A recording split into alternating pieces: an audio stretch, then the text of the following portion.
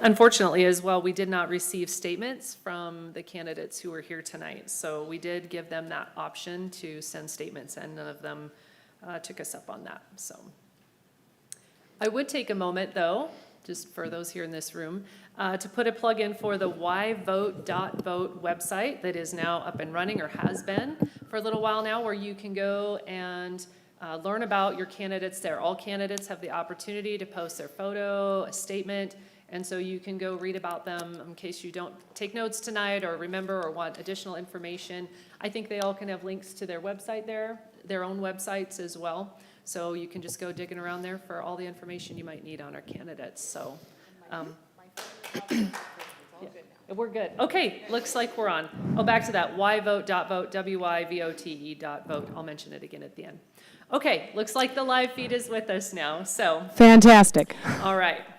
Okay, well, we'll just jump right into the questions. You have a minute to answer each of them. First of all, given the current political climate in DC and the rest of the nation, how would you approach building bipartisan alliances? Ooh, great question. Well, I am a people person. I love Americans. I look at people for their humanity.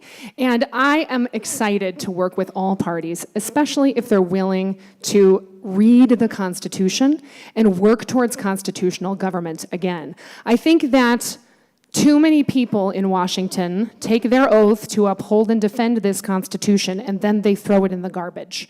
And I think there's plenty of people who go to Washington who probably have never read this document and take their oath frivolously. And so I want to take my Constitution and shove it in their face and say, let's work together and get back to basics in America. Thank you. Okay. Thank you. Next, what current legislation being considered in Congress do you feel will have the greatest impact on our state? Oh, the greatest impact on our state. Well, there are a couple of things going through Congress right now that I would like to see passed. Three things in particular. One, H.R. 25, which is the fair tax, which I advocate for.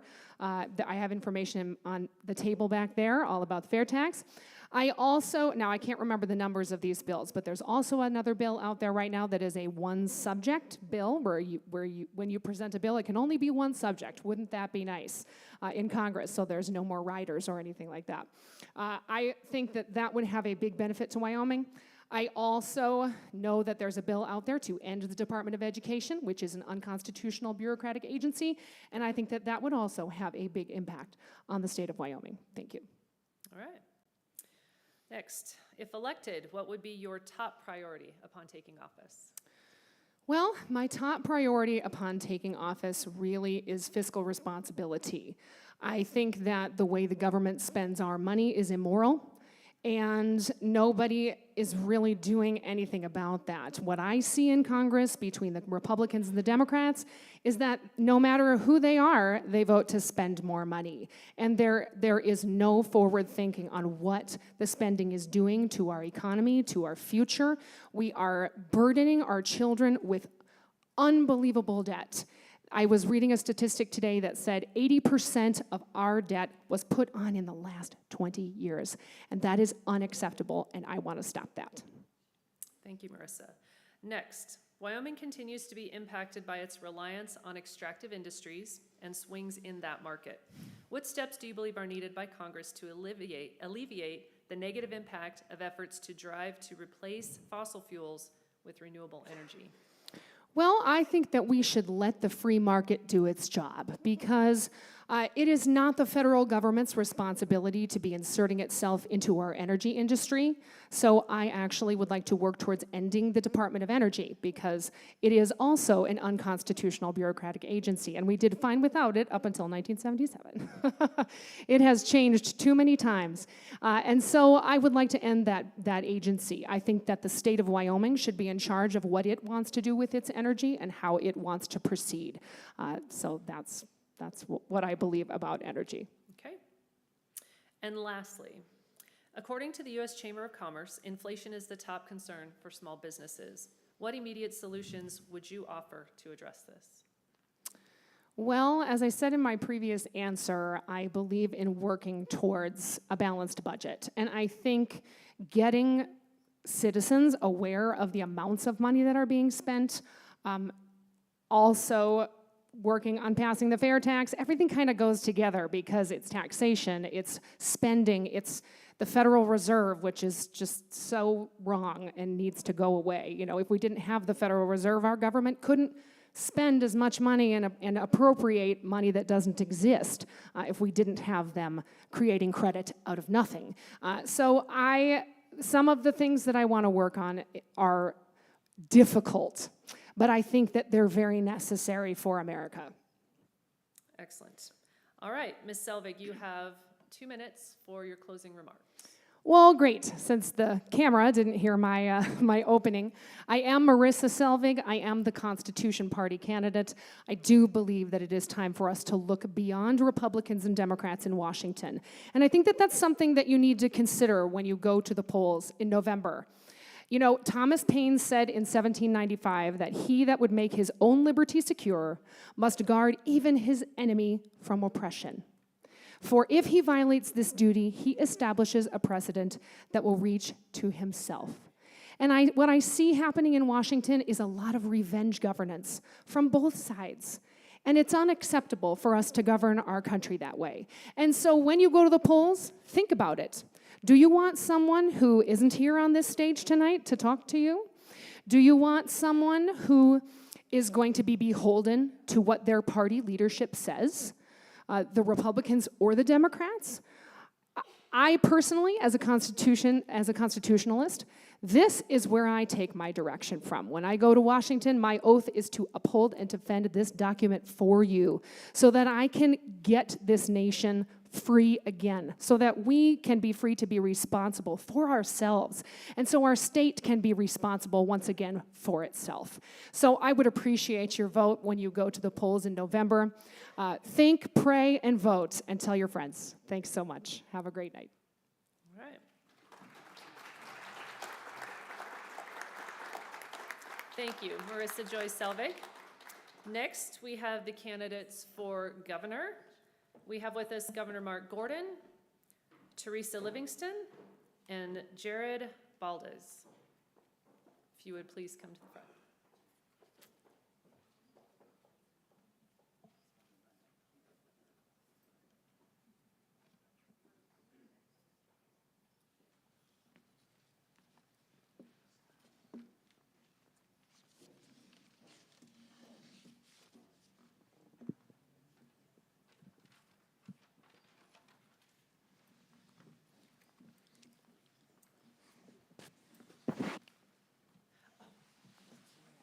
I apologize. Jared is not here tonight and does not have a statement. So we have Governor Mark Gordon and Teresa Livingston. So, Governor Mark Gordon, when you are ready, you get to start with your 2-minute open. Oh, well, thank you. Can the camera hear? Yes. Are we good? Okay. Okay. Wonderful, because like Ms. Selvig, I can't do it twice the same way. Anyway, thank you very, very much for Sheridan County Chamber of Commerce and Karen Miles for organizing this forum. Thank you all for being here and for taking such an interest in such an important race. You know, our country really is at a crossroads right now.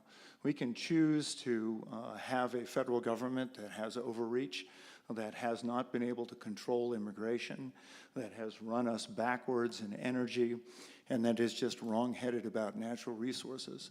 Or we can choose to allow the state to move forward, to generate more energy, to do it in a way that addresses the climate issues that so many are worried about, make sure that we protect our wildlife, and allows for people and children to have the best education they possibly can. In my 4 years, I have gone through a number of challenges, and in those challenges, I have always put 2 things first. One, your rights, and secondly, moving our state forward. I feel incredibly strongly that we stand at a wonderful juncture right now where Wyoming has the ability to lead the nation, not only in energy production, but in financial services, in education, and in the best form of life that anyone can possibly have. I want to tell you that one of the things that I'm most concerned about is that our federal government has overreached in all aspects. It is trying to control the way Wyoming does its trade. That's why I fought to open our coal ports. It's trying to control the way we use and consume energy. And that's why we've led the nation as the governor who has the most responsible energy plan going forward. I really appreciate you all being here this evening. Thank you. I'm Mark Gordon. I am your governor. Thank you. Teresa Livingston, you have 2 minutes. Hi, everybody. Hello, Sheridan. It's nice to see all the people out there and all the people that are listening on the streaming. I am running for women's rights and contraception for us, our daughters, our friends, our granddaughters. Women deserve all of their rights. Some of the meds used for reproductive procedures will be banned if this goes through. We need Medicaid expansion. A healthy Wyoming is a better Wyoming. It will keep our hospitals, our labor and delivery departments, and our mental health available for all Wyoming, so it will help our hospitals. We need to talk about suicide, unfortunately, but first we need to talk about death openly and freely, in a friendly way, as a part of life.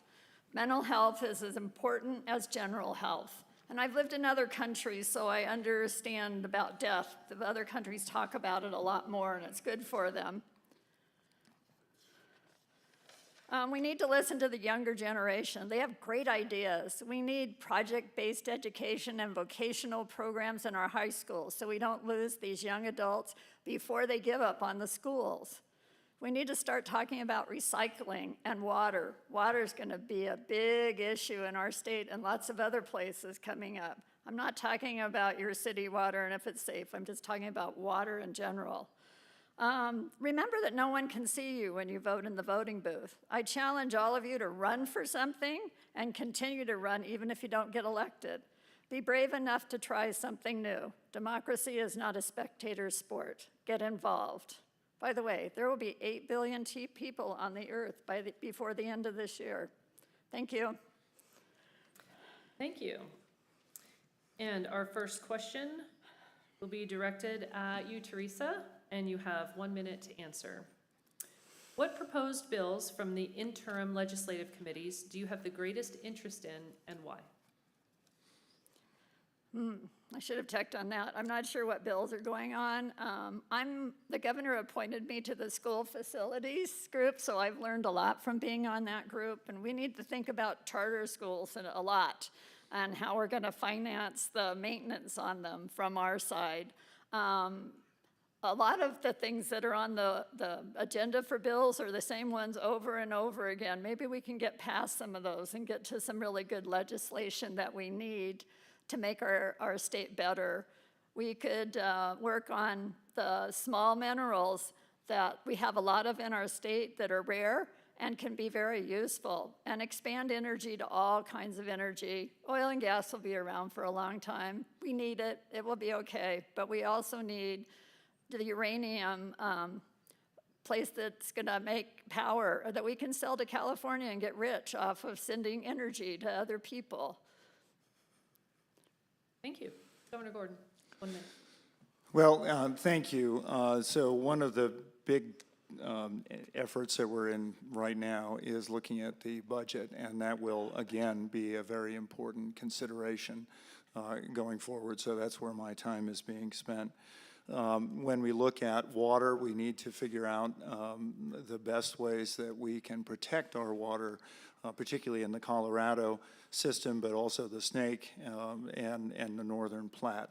So I'm very interested in water development and what water development is doing. And then, of course, I led this last year with a really concrete effort on two levels. One is to expand our energy production and bring new energy to Wyoming. And secondly, The RIDE initiative, which is our initiative to look at reforming education from the ground up, has finally come out with its report in the next couple of weeks. We need to look carefully at that. It takes 23 years to teach our assessments at this point. We can be more elegant. Next question, and Governor Gordon, you get to answer first. What are your top 1 or 2 legislative priorities for the upcoming general session? So I think the 1 or 2 top priorities, one is we really are at a great opportunity with Portrait of a Graduate, which is what our Board of Education is working on, and our RIDE initiative to begin at the ground with parents and communities and businesses, talking about what it is we really need to teach and making it so that we don't test our way through education. We make it much more valuable for our students.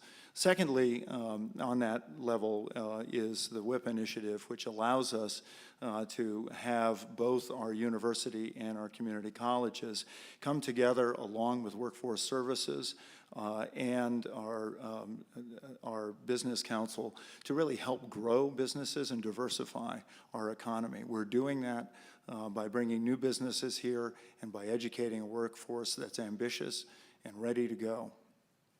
Thank you. Ms. Livingston? Can you repeat the question, please? Sure. What are your top 1 or 2 legislative priorities for the upcoming general session?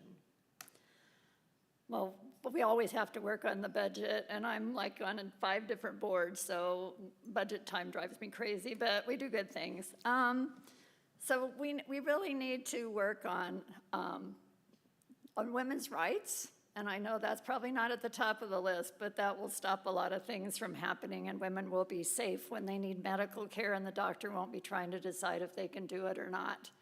Also, we need to pass Medicaid for all. We need our hospitals to stay open because we don't have any hospitals. We're never going to get people to come to Wyoming and set up businesses. Thank you. Okay. Next question, and Ms. Livingston, you get to answer first. Education is not only a constitutional directive, but a part of our state's identity. What are the considerations that need to be made in ensuring that it is adequately funded? Bake sales, the PTO always seems to think that that will help, but there's lots of ways to move money from different places. There's always money, you know, like hidden away different places, but we can do a better job by just thinking about our schools and what do our schools really need. I want to get kids involved. I think we should have kids on the school boards.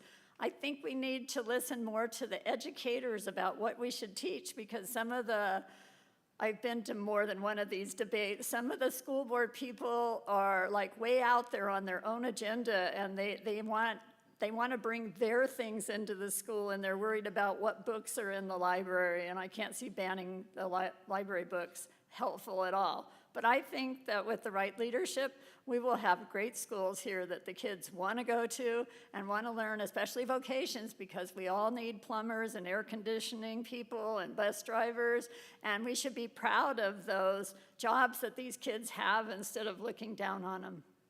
Thank you. Governor Gordon? So with the Washakie cases and the Campbell cases, the case was made that the constitutional requirement that we fund education adequately was dealt with in the courts. The way it was solved by the courts was saying, we'll throw more money at it, and if we throw more money at it, we'll keep education going. We have seen that that is not the way to solve it. That is the reason why we brought the RIDE initiative, which has put a lot of effort into communities, again, to talk about what it is we need to teach. 23 standards, 23 years of standards that have to be taught now. To Teresa's point, being able to let teachers have more ability to teach and do the things that they need to do is something we can do. And in the process, we can reduce the cost of what it is going to take when a consultant tells us how that works. So that's what we're working on, is finding a different way to solve besides just money. Thank you. Governor Gordon, you get to answer this next question first. Thanks. Recent proposals for large land exchanges impacting public and private lands have sparked considerable debate. What do you see as the most important considerations on evaluating these? Well, when I look at the federal land exchanges that we've seen, it's important that the state be consulted. When we look at the Martin land exchange, and again, let me make it clear, none of us were trying to say a private property owner couldn't sell their land, and none of us were saying more public access isn't a proper thing to do. What we were saying is that you need to talk to the county that's involved, and you need to talk to the state, which is, that consultation never happened here in Wyoming. Earlier this year in Oregon, a much smaller parcel had that consultation, public scrutiny, and the opportunity to look at what the resource was. When the BLM did their exchange, they did not look at the fisheries and the fact that the spawning beds that are so important for the Platte fishery, that they were not protected on the BLM land exchange. That put a lot of burden on the state, and it also took some of the tax off, particularly school tax off, and if they had consulted, it would have been a better deal. Thank you. Ms. Livingston? So I worked for the Bureau of Land Management for 15 years, so I know about land, and everybody loves their public land, loves to get to their public land. When I worked there, I would go to the state people and talk to them and ask them why we aren't talking to each other. So as a federal employee, I was just as frustrated as they were. So that's something we need to work on. Because I worked in mining claims, and it would have been loved to see it be a leasable like you have it. And so that's a good thing. More cooperation between the federal government and the state government should be wonderful, because we should all be working together on everything that we do, irregardless of what it is, and have input from everybody. I didn't know about the fisheries. I had heard about the ranch, and to me it sounded like a great idea because I'm real into public access. I'm on the Blue Wave board that's trying to do some things for the Bighorn River from Thermopolis up to the border. So it's important for me to have input about that too. Thank you. Thank you. This is our last question, and Ms. Livingston, you get to answer first. Okay.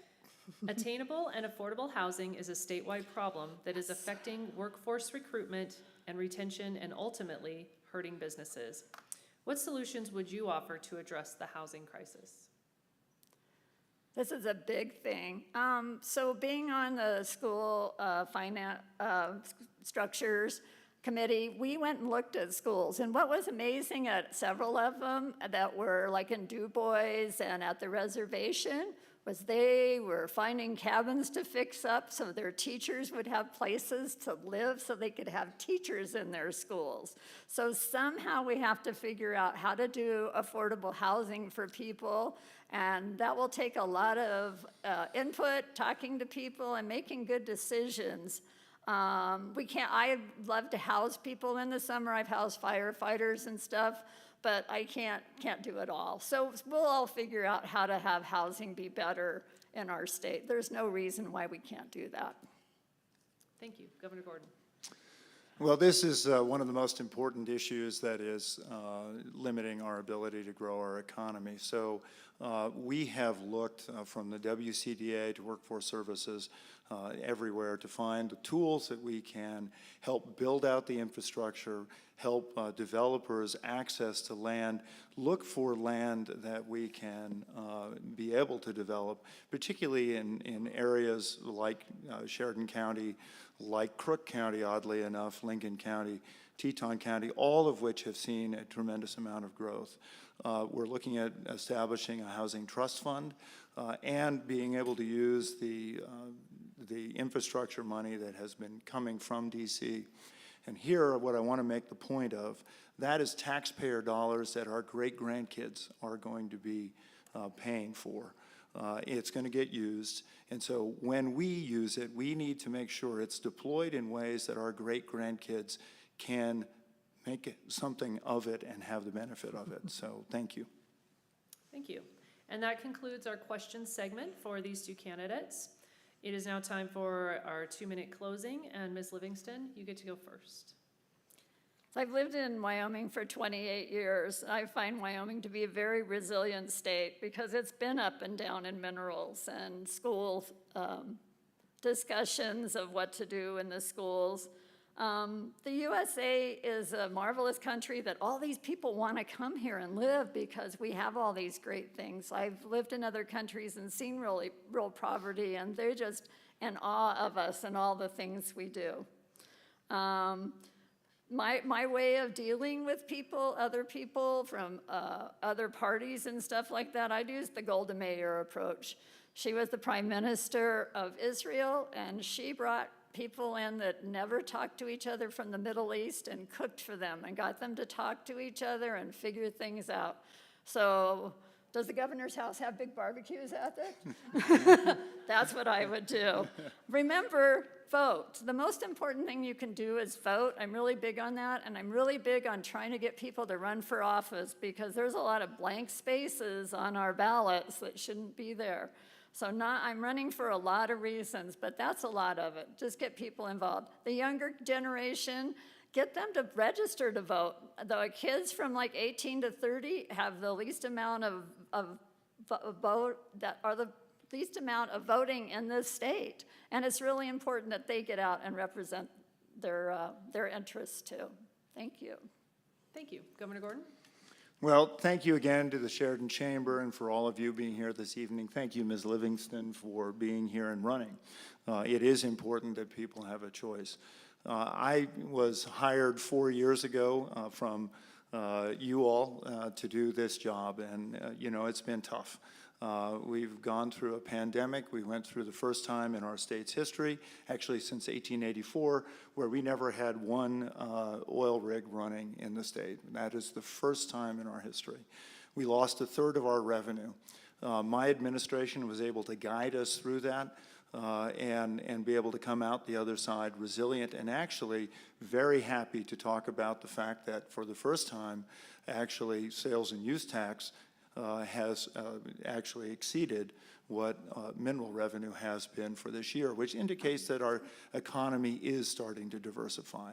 This is the time when we can really hit the ground running, when we have leanness in our budget, as this is the leanest budget we've ever had in the last decade or so. We have the ability to build strong, free enterprise opportunities in Wyoming for our people, for the growth of our economy. I'm really excited about what education can do. I think we really have the right time to really talk about education from the ground up and make sure Wyoming's education is really second to none.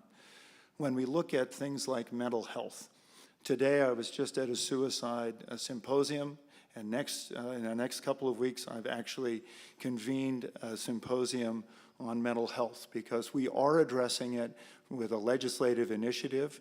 We don't have the resources to do all things, but we do have the people to come together. Just last week, I was here talking about the Volunteers of America and Northern Wyoming Mental Health, and the combining of those two things. All of that's important. I look forward to the next 4 years, and I thank you and humbly ask for your vote. Thank you. Thank you. Let's please give a hand to Governor Mark Gordon and Teresa Livingston.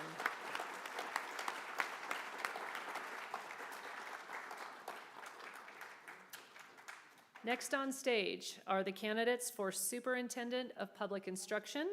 We have Megan Degenfelder and Sergio Maldonado Sr.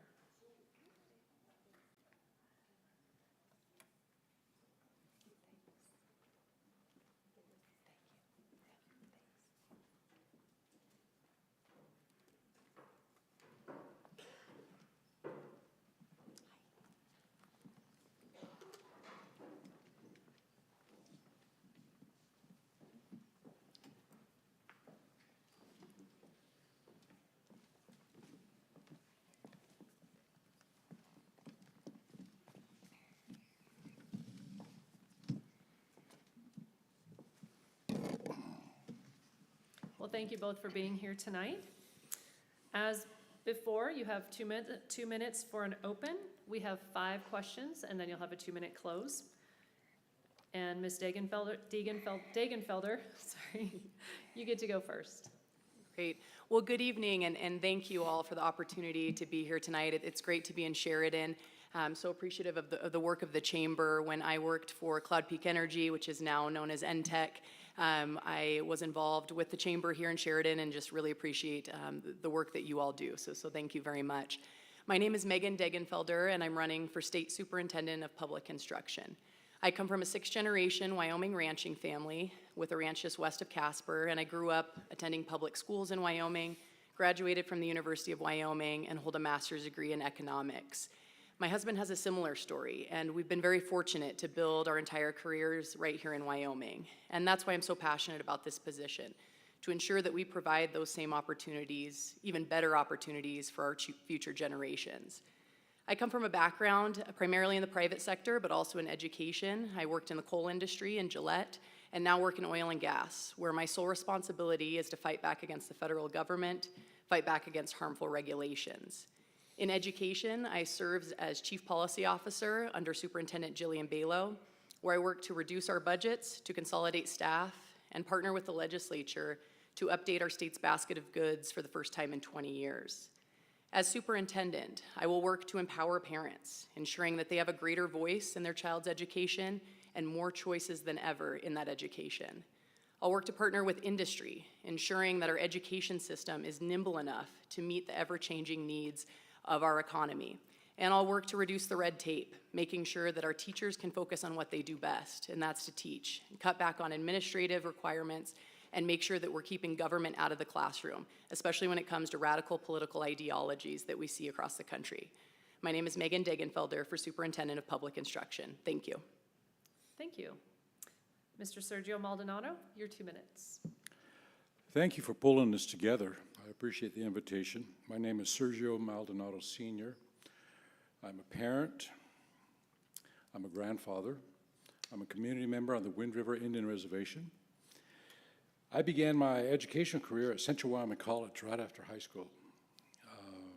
I'm from the reservation, born in Riverton.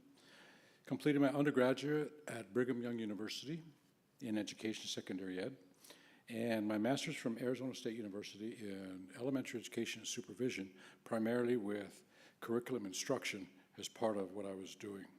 I do have an ABD from Arizona State University, all but dissertation, in law and policy.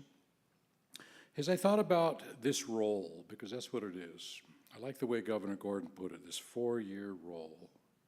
I know with my varied experience, I can be the best leader as a superintendent of public instruction here in Wyoming. I also served under Herbert Walker Bush as a member of the National Advisory Council on Indian Education, a 3-year term. I learned a whole lot, especially from the Secretary of Education at the time, and I'm just slipping his name. But you know what I learned is that if we do not have a sound educational structure, our society is in peril. I know that with my experience, my lifelong experience, I also have a card for all of you before we leave, so it gives you a little bit more about who I am. I can provide the best leadership as a superintendent that Wyoming has ever had, and I look forward to your vote of confidence in me serving as your superintendent of public instruction. Thank you. Thank you. I will begin with our questions, and Mr. Maldonado, you get to answer first. If elected, what would be your top priority upon assuming office? I like that question, but I'm going to remove the if. When elected. The top priority I have, there's many priorities. I sat in the ride sessions, all 6 of them that went across the state, and I listened to community people from Afton to Casper to Rock Springs, everywhere. And what I heard from parents is that parents are concerned that there is a level of disconnect between their student, the teacher, the administration. I will provide that leadership so that we have a connection in education, so that everybody knows where we are going, why we are going, when we're going to arrive, and what we will achieve. Thank you. Ms. Degenfelder? So I believe that the number one goal in our education system should be to properly prepare our kids for a future once they graduate. And I believe that we do that with choices. And starting even from within the public school system, creating more choices for our kids, whether that's what building they attend school in, whether that's what industry pathway they explore in college, and making sure that we're not just pigeonholing our kids into the same four-year traditional college track that we have in the past, but really making sure that those decisions are available to them for what best fits their learning needs. And so that, to me, is my greatest goal in office. Thank you. You get to answer our next question first. Recently, the SLIB approved funding for 3 charter schools. What are your concerns for any negative impact increased charter schools will have on public schools? So I don't believe that these public charter schools will have a negative impact on our public school system. They're a part of the public school system. And as I mentioned, choices are critical for the success of our students. And so this is just another tool, just another choice that parents and children can make in these communities. Again, they're within the public system, and so that's a very important thing to note. And they just provide an alternative and a different way of teaching that parents and children can best suit their needs. And so I'm supportive of the charter schools that have been approved, yes. Thank you. Mr. Maldonado. I like the notion of choice. Education is choice. My middle son, he went to charter school, finished high school there, and went into mechanics. And here he is now, 26 years of age, with 3 certifications in mechanics, diesel, hydraulics, making serious bank to the tune of $27 an hour. We have to provide that to our young children. Not everybody's going to go to the university. Not everybody's going to go to community college. But every one of our students must have a sound, workable foundation in reading, writing, and arithmetic. Thank you. And you get to answer our next question first. Some have proposed that education funding should follow the student, which would include homeschooling and private schools. What do you believe is the most critical barrier to this idea, and how would you address proponents or opponents? I mentioned the notion of choice. Should we move down that path where funding follows a student? What controls does the ADM money have, the state have, on the money that's following a student? Even if the student is being homeschooled, are the parents or the private school working within an acceptable and allowable policy of education that befits what we as public educators mandate for our students? I would be very concerned to see where the money goes, how it's used, and lastly, the end result is, how will the students do? Thank you. Ms. Dagenfelder? So I think that the largest obstacle here, of course, is our state constitution that prohibits the use of public dollars for these private or religious schools. And so that is the largest challenge. I think it's an important topic for us to be talking about. And when it comes to school choice, I want to leave no stone unturned. Because again, I think that choice solves most of our problems. Whether it's students that struggle, whether it's students that'll be more successful in different pathways, whether it's families that feel that a different option is better for their child. At the end of the day, we have an obligation to educate every single child in this state. That's the most important thing. And I really believe that many of these problems are solved with choice, and so I'm excited to look at all the options that we have. Thank you. And Megan, you get to answer first now for the next question. The Wyoming education system is a partnership between the State Board of Education, Department of Education, and local school boards. Where will you focus to strengthen this partnership and ensure effectiveness? That's a great question, and there are a lot of hands in education, and that's the way it should be. We want those checks and balances. We want, at the most local level, those decisions to be made. That's important in our government system as a whole. And so I think ensuring that our local school districts have that autonomy to make those decisions based on their community, based on the parents in their community, that's very important. And so as state superintendent, I want to empower our local parents to be able to get involved and to make the changes that best fit the community that they live in. And so that's a really important balance for me at the state level. I don't think that it's appropriate for state government to be enforcing rules and regulations and growing government when it comes to education. Thank you. Mr. Maldonado? When I think of that question, the first thing that comes to my mind is this notion called consensus. Consensus only comes around when there is effective communication from all parties, and that consensus must ensure the delivery of an equitable education to our students, where our students can move forward, or in educational terms we use, can matriculate into life. I do believe that policy and procedure should be maintained at the state level. Now, to what degree? I believe that education is a fluid matter. Times are changing, and we have to be willing to acknowledge the role of parents, acknowledge the role of school boards, but more importantly, our educators, our superintendents, principals, and teachers, they too have a voice. I will provide that leadership so that their voice can be heard and put into place. Thank you. And we are to our last question, and Mr. Maldonado, you get to answer this one first. The process for standards leading to local curriculum development are not well understood. How will you help parents and public to better understand what is and what is not within the local powers to determine? With a master's in education, specifically curriculum, I will say this. The process has already been established. Where the breakdown happens is that too often people don't understand it. It is my responsibility as the superintendent of public instruction to make sure that all parties understand where we want to go. Too often we will just kind of backburner it, or we'll let the superintendent deal with it. Then you have, what is it, 48 districts all teaching this subject called math, but in multiple different directions. I hope to provide, I will provide that kind of consensus in the communication that we need with all of our schools. Thank you. Megan? So I'll answer that in two parts. First, related to standards. Over the years, we have just grown government, we've grown standards, and we've required that our districts guess what those priority standards are and how to address them on the assessment. We've got to reduce that load and make sure that we're prioritizing at the state level. When it comes to the public and understanding education, transparency is extremely important to me.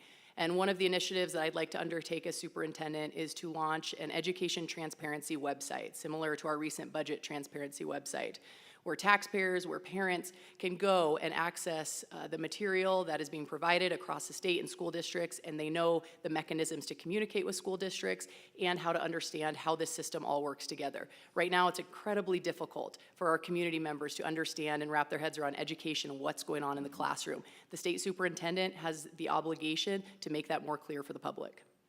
Thank you. That concludes our question segment. So now you each get 2 minutes for closing remarks, and Sergio, you get to go first. Thank you. Closing remarks. I've been endorsed by the Wyoming Education Association as the best candidate, based upon my credentials, but more importantly, my life experiences in the classroom. Even tomorrow morning, I have PTSD certification, and I'll be at Arapahoe 38 offering substitute services. I enjoy a classroom. I see how our children have not only engaged with their world wherever it is, but they also survive.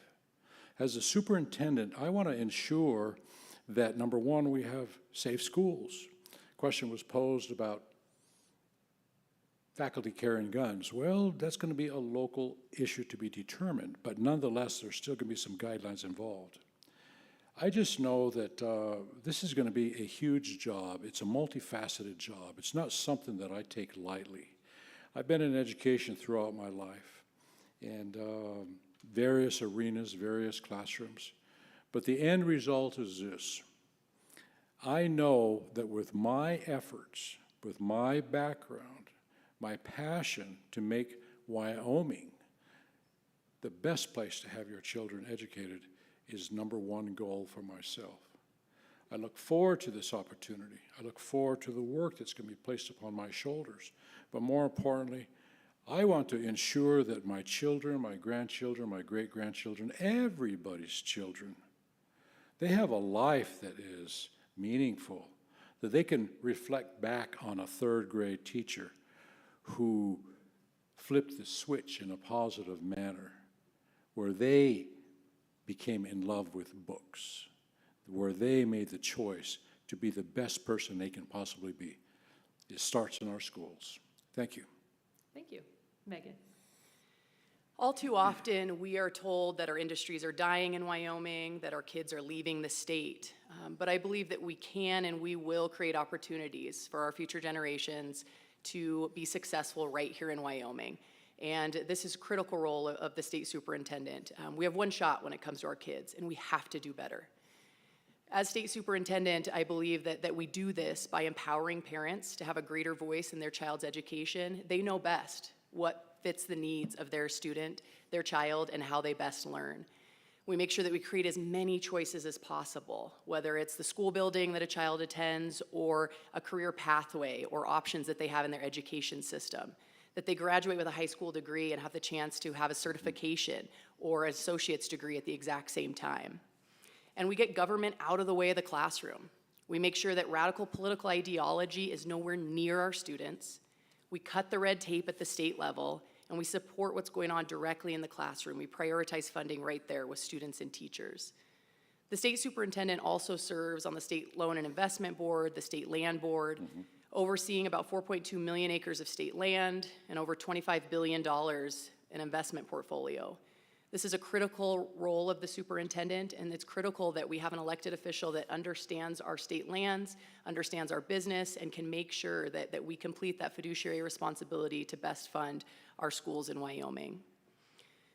Again, I come from Wyoming. I'm born and raised here. My husband and I have built our life here. I love Wyoming. This is my home. This position matters to me. Our future generations matter to me. My name is Megan Degenfelder, and I ask for your vote in November for State Superintendent of Public Instruction. Thank you. Thank you. Can we please give a hand to our candidates for Superintendent of Public Instruction?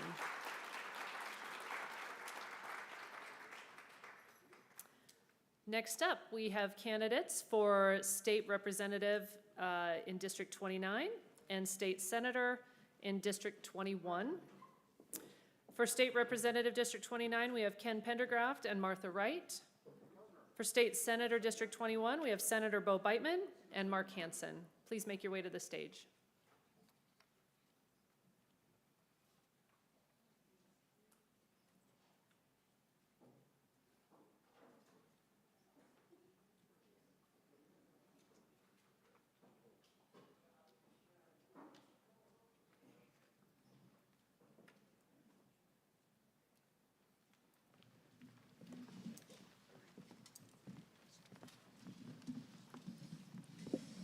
Hello. I wish I'd have thought of that. As you can see, we are grouping these candidates together for the same questions as our representatives, so all four will be receiving the same ones.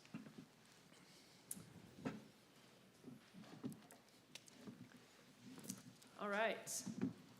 Again, you will each have 2 minutes for an open. We will have 4 questions, and then you will have 1 minute to answer each of them, and then a 2-minute close. We will begin with Ken Pendergraft and move down the line from there. So, Ken, you may begin your opening statement. First of all, thank you to the Chamber, to Dixie and Gail and Anna, and I see Karen down there. It's always fun to be a part of these, and I appreciate what you do for the community. I am a preacher. I'm a carpenter. I've been married 41 years, and I'm the grandfather of 9 grandbabies. I'm a combat veteran and an avid outdoorsman. I'm endorsed by Wyoming Right to Life, by Gun Owners of America, and by the NRA, and I am the Republican nominee for House District 29. And at the risk of maybe sounding a little bold, I'm very proud of that. It's been a long, hard struggle to get this far. And I have learned one thing, and I'll cover this later as well. Nobody does anything like this alone. There's a tremendous team back there. My positions are closely aligned with the GOP platform. I actually helped write that platform. And if you are concerned about what I think or want to know more about it, because you really don't have much time here to get in very deep, I would encourage you to read that platform. I find that a lot of Republicans have never even read it. And I think it's important that you understand what it means to carry that brand. and I do stand for the brand.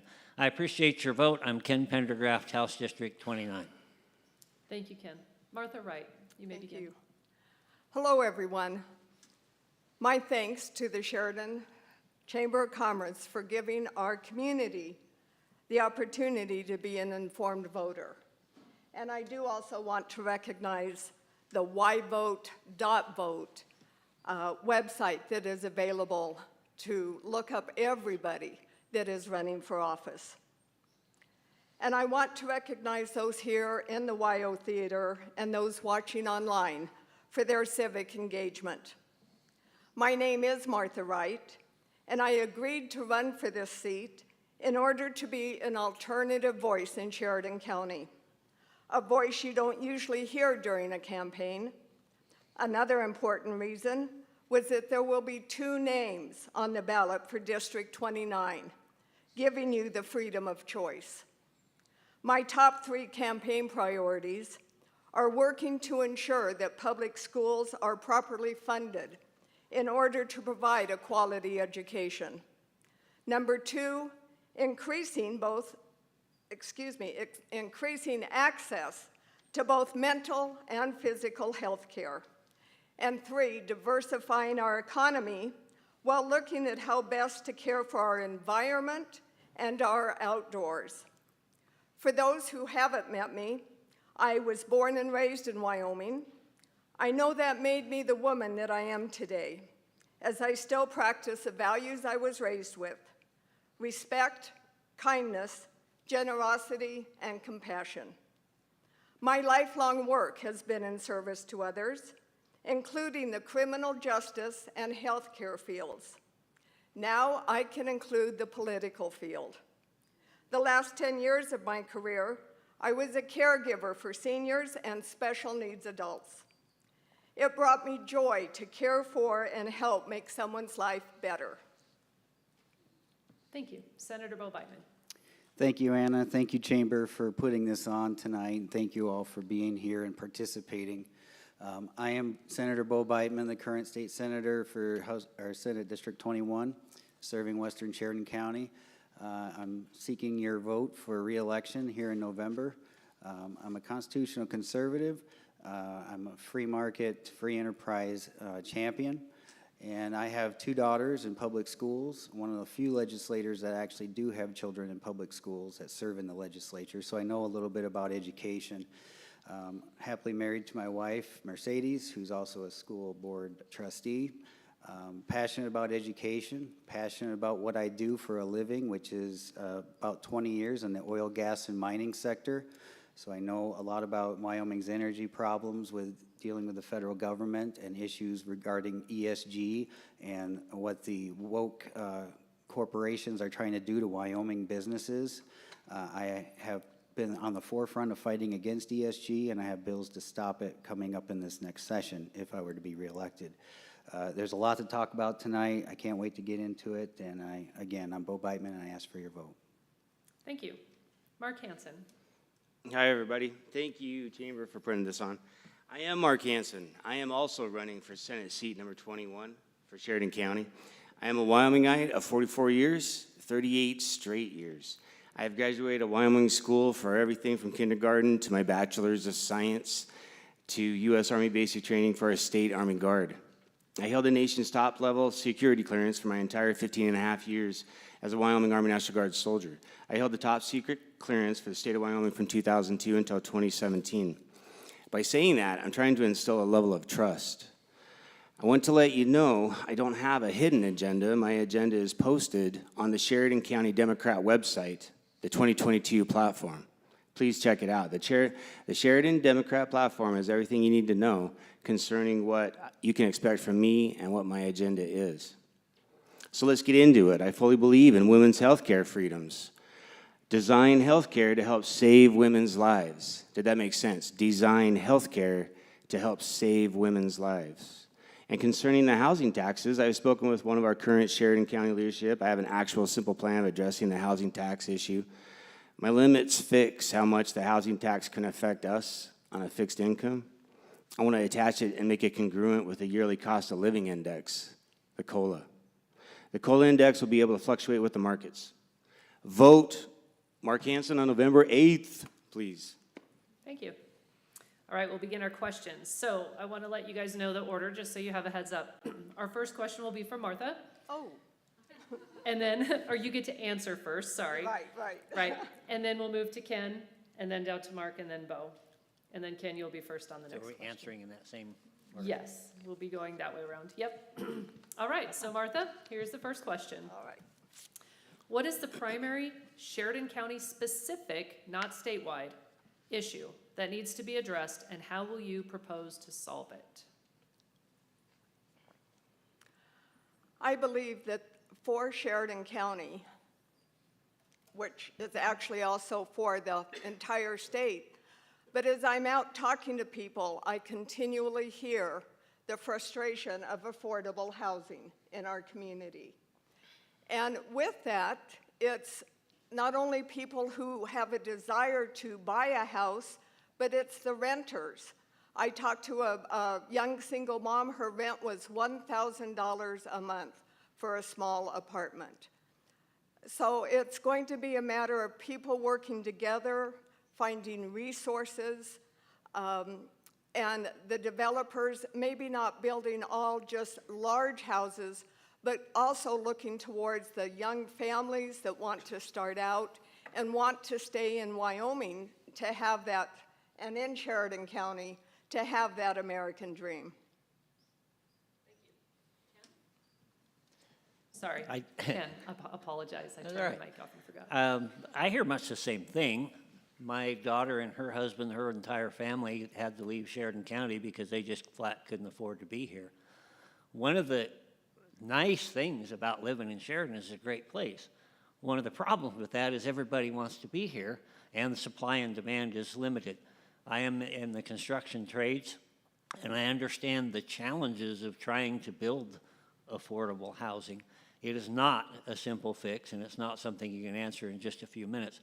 I have been working with a number of legislators over the last couple of years, and one of the things that we're working on right now is change the tax structure to an acquisition-based tax system where you're not paying exorbitant taxes on a property just because one of your neighbors came out and spent a stupid amount of money on that. I don't know off the top of my head what all we can do for this, but I know it's a challenge, and I know that if we all put our heads together and work together, we'll come up with an answer. Thank you, Ken. Mark? I would consider it more of a crisis, actually. I would hope that our leadership would be able to step up, address it as a crisis, and bring in the affordable housing that we do need. I've read a study that was done that the amount of jobs that are coming into the county, there's just not the housing even for the jobs that are open. And so for a crisis, yeah, you got to man up. You got to do it. I would say that every subdivision that is going to be done soon, that is being planned, also has to plan for multifamily housing, some sort of multifamily housing part of the subdivision. And in Mark Hansen's opinion, that's an easy fix, but it takes our leadership to really push that. Thank you. Bo? Thank you. Top issue for Sheridan depends on who you ask. If you ask seniors on fixed incomes, it's surely property taxes. How to fix that? You go to an acquisition-based system, or you cap it at the rate of inflation plus population growth, possibly, or you just repeal property tax and replace it with a 2% sales tax. That's what I would go for. I think that's the fairest tax of all. Property tax is harmful. You never really own your property with property tax. You're just essentially paying rent to the government. If you ask working class people what the biggest issue is obviously inflation and high cost of living. How do you fix that? You open up Wyoming Energy. You get the federal government off our back and you fight back against ESG.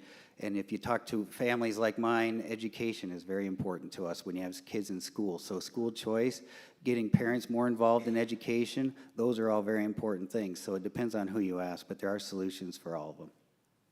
Thank you. All right, next question. And we will begin with you, Ken. Education and health combined make up 60% of the general fund budget. If additional revenues or taxes are not on the table, what programs in these two What programs in these two would you consider for cuts? There is no real correlation between the quality of an education and the amount of money spent on it. If there were, Wyoming's kids would be absolute top of the list. They're not. They're at the middle at best. Whenever you have a system that is expensive and inefficient, it's because it doesn't have any competition. And that's what we need. We need less government intervention, less government trying to do everything for everybody, trust the free market, let the system work itself out. There are all kinds of good answers about education. That's one of my hot buttons. There's charter schools. We've talked about those some. I think those are basically public schools with different rules. But there are all kinds of other ways that people have in mind to offer an education, to offer a competition to just the public system. Come ask me. I'll share some of those ideas with you. Thank you. Mark? Oh, I'm sorry, can you repeat the question? I sure can. Education and health combined make up 60% of the general fund budget. If additional revenues or taxes are not on the table, which of these programs would you consider for cuts? I wouldn't consider either one of those for cuts. I know that Wyoming has huge savings accounts. I think that we could probably cover our budget pretty easily. Again, I think that just relying on oil and gas for our state's income has just been a level of laziness that really needs to be addressed. In my opinion, I think a lot more businesses, the governor was talking about finance sector. Let's get it in here. Let's get some more businesses coming in here to bring us more income, more revenue for the state so we don't have to cut anything. I'm not looking at cutting anything. I'd rather expand as much as I possibly can, really. All right. Thank you, Mark. Bo? Thank you for the question. As far as cuts go, we've made cuts to the Department of Health, quite drastic cuts. The only thing that's been relatively unchanged has been K-12 education due to the funding model, because it's got a lot of built-in escalators and it's on autopilot. The legislature's hands are pretty much tied when it comes to how much we can and cannot spend on education. So you'd have to go outside of K-12 education as far as cuts go. You'd have to look at, obviously, the Appropriations Committee has always looked at the Department of Health for cuts. They've been cut pretty hard. We're always administrative or management heavy in our state government. That would be the first place I would look for cuts, is cut the middle management. We have too many managers and not enough people to do the job. Thank you, Bo. Martha? Well, our health care can hardly take any more cuts. And so looking at education, we don't want to cut that because that is for our children. And Wyoming has poured its mineral wealth into our school systems for decades. Unfortunately, there is nothing as constant as change. I don't have all the answers. However, I feel it's a beginning to know how much money Wyoming has in all of its accounts. Instead of just dipping into another budget item for revenue, I believe the people of Wyoming are innovative and resilient, capable of working together to create new sources of revenue for something as important as education for our children, who are the future. Thank you. Mark, you get to begin with our next question. You will represent everyone in your district regardless of political or other differences, even though polarization around the country is now reflected even here. What will be your approach to being accessible to all and reaching across party lines? Oh, I am very much accessible to all. I want to promote all. I was an Army National Guard recruiter, and that's where I got that basis. I didn't care who you were, what you looked like. If you wanted to serve your flag and you wanted to help out, I was there to train you, and I would have trained you very well. Same thing with the county. You want to help out the county? You want to be part of the county? I will help you do that. I'm not going to stop you just because you're a different party, just because I seem to be busy. I will hire more people if I need to get all the work done. My opinion is I don't think you could bring me enough work. I have a huge resume. There are lots of references, and I've worked very hard over the years. And I want to work hard for you. I want to make Sheridan County a very efficient, streamlined county. I'm sure that it is now, but I can do it even better. Thank you, Mark. Bo? Thank you. 6 years ago, when I first ran for office, I promised to be open, accessible, and accountable to the voters that sent me to Cheyenne. I've kept that promise. I always make time to meet with my constituents, even those that I know really don't like me very much. And I keep that dialogue open. I'll tell them honestly that I don't agree with your issue, but I'm listening, and this is kind of how things are going in Cheyenne. I'll give them updates. I think I've proved a lot of my skeptics wrong back then, that I am willing to work across the aisle when there's things that we agree on. I've been a champion of domestic violence bills in my term in office. I'm working on human trafficking bills across the aisle. There's commonality between Republicans and Democrats. You just got to find it. When it's there, you got to work together. Democrats are known for being champions of civil rights. There's civil rights issues that come up a lot of times during the legislative sessions, bills that we can work together with Democrats, constitutional conservatives and liberal Democrats oftentimes can come together on certain issues. So I'll continue to do that, and I'll continue to be the best senator that I can be for Sheridan County. Thank you. Martha?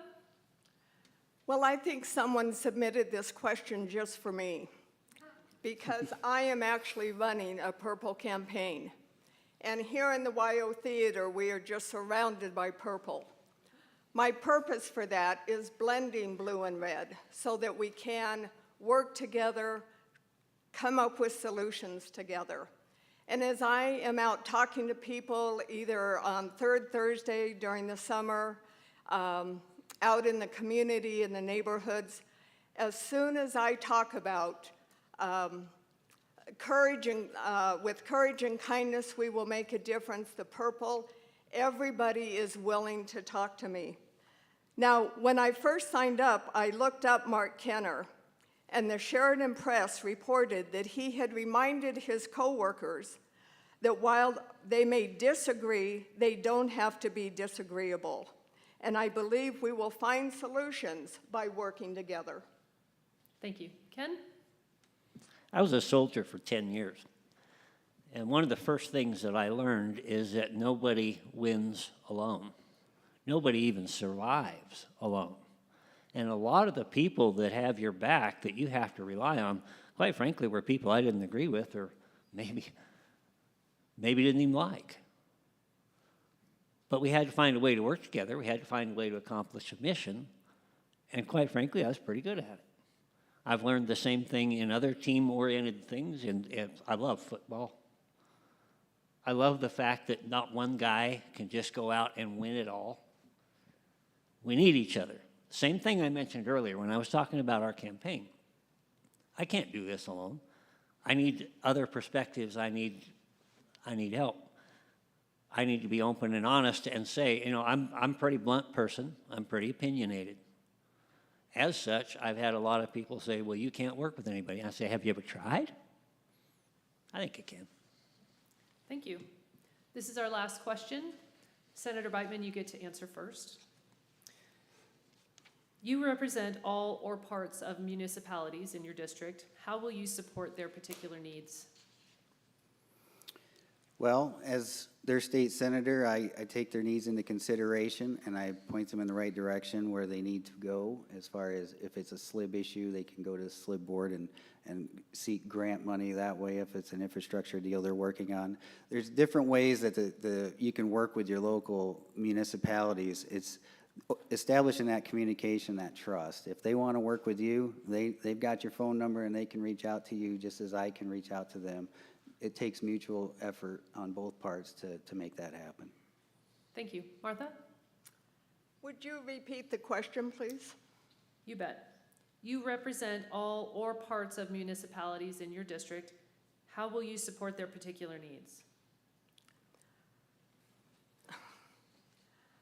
Probably with my listening with 2 ears and closing my mouth.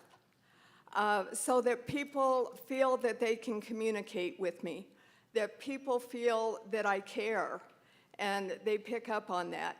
I will certainly do my research on things that I don't understand or have all the basic information on, but I will also listen and be in touch with the other legislators. So as people bring concerns, frustrations to me, as we are working in the legislature, I'm not sure why Medicaid expansion hasn't passed, because that seems to be what the people want. And so I would work towards that. There are so many things that it's really listening with 2 ears and closing the mouth. Thank you. Ken? I think you have to be accessible and you have to be honest. A lot of people come to me and say, hey, when you get down to Cheyenne, I want you to work on this. And a lot of the things that they give me to work on, and Bo, you probably get this too, the things that, frankly, the government has no business even being involved with. There's no constitutional basis for them being there.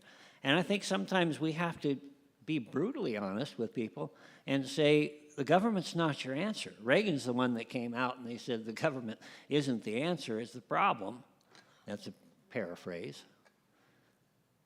On the other hand, when there is something that needs to be done, as I've mentioned a couple of times tonight, you can't do it on your own. I've been working for the past 2.5 years to build allegiances and alliances with other legislators across the state. I know a dozen of them quite well, and they all have different fields of expertise. And when I have a question, I need a little bit of help, or I want to understand the situation better, I rely on them to give me their expertise, and doing that, we can work together to get something done. Thank you. Mark? I'm actually kind of excited about the whole thing. I want to contact the towns, find out what the issues are in North Sheridan. I want to see what Story wants to get done, and I want to get it done. I know Manchester wants to work on a couple of roads that are county roads, and they're not city roads, but the county hasn't paved them yet. I do want to address these things, and I do want to attack them, and I do want to complete them. I want to get them completed correctly and done quickly. What does Parkman need? What does North Sheridan need? I'm excited about finding out what each area does need and completing all of it. Thank you. Bo? Oh, what? I can go again if you want. No, sorry. You're right. Thought of a couple things I didn't say, but. Forgot to check you off my list here. All right, so that concludes our question section. So you each have 2 minutes for your closing remarks, and Martha gets to go first. Oh, well, very good. I wonder if we will ever return to the days of being kind and considerate, regardless of political party. I would like to start the conversations that help bridge that divide. I may not have the letter behind my name for the party you most identify with. You may have never voted for a D. I respect how difficult that decision might be for you. I am much more than a letter in the alphabet. My convictions and values cross party lines. My heart has no party. My heart is about people. People in Sheridan, people who live in Wyoming. People who feel they are not being heard. People who need a voice in Cheyenne that will help improve their lives, their children's lives, and their grandchildren's lives. I am running that purple campaign because I see the need to blend blue and red. We need to return to the time when viewpoints were valued because they help us see that issues are not just blue or red. Wyoming has been in my heart for as long as I can remember. It's in my nature to serve. I care. I'm a good listener. You'll find that out when I knock on your door. I have integrity. I will research what I don't know and learn all sides of an issue. My name is Martha Wright, and I'm a candidate for the House of Representatives, District 29. If you like what you heard tonight, please tell your friends. I want to represent you in Cheyenne. With courage and kindness, we will make a difference. Thank you, Martha. Ken? I mentioned at the beginning that I'm a preacher, I'm a pastor. You don't do that without having a heart for people. And trust me, there are times when you don't want to do it, but you got to go up and do what's important. I'm a carpenter, I'm a contractor, and so it's my job to try to balance the needs of the homeowner, the needs of the subcontractors, the needs of our own corporation, the needs of the community, the laws, all of those sorts of things. You have to juggle those and work them together so that everybody comes out pleased. I'm a combat veteran.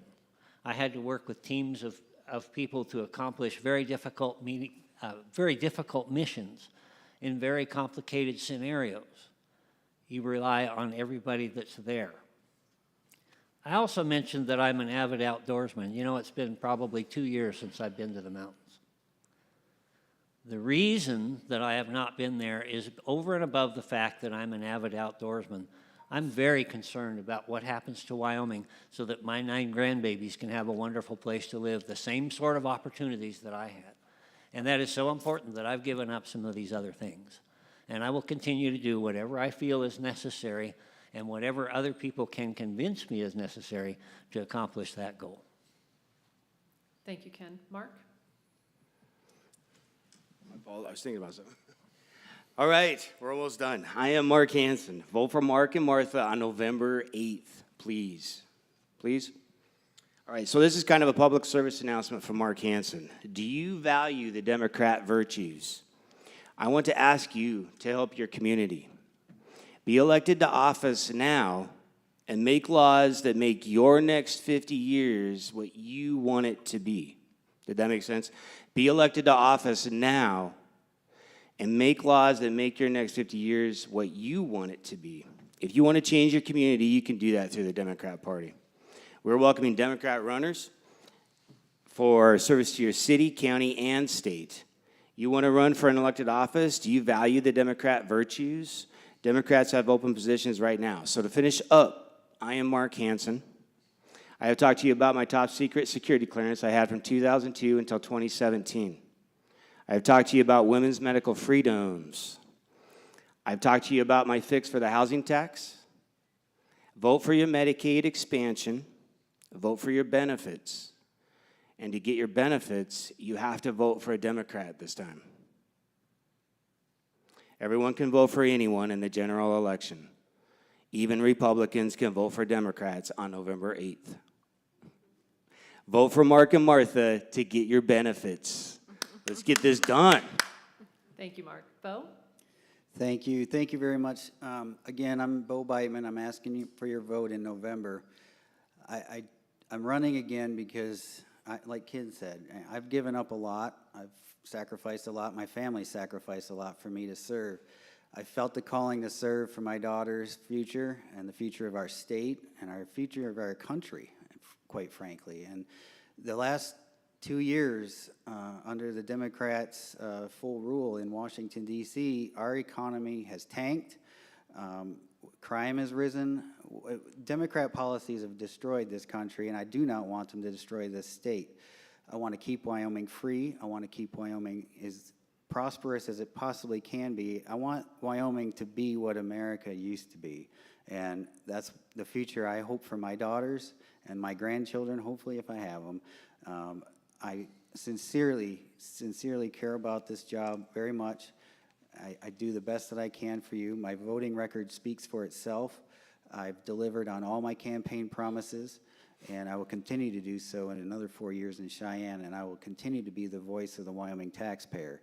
And I ask for your vote. If you want to learn more about me, go to my website, www.bobeitman.com, and all my platforms and my issues are on there, and I ask for your support. Thank you. All right, excellent job, candidates. Let's give them a hand. Thank you.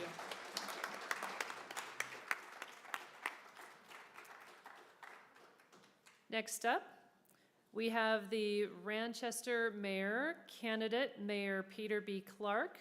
He is running against Alan Moore, who is not here tonight. So we will just be hearing from Mayor Clark. If you would make your way to the stage, please. Thank you. Yeah. Thanks.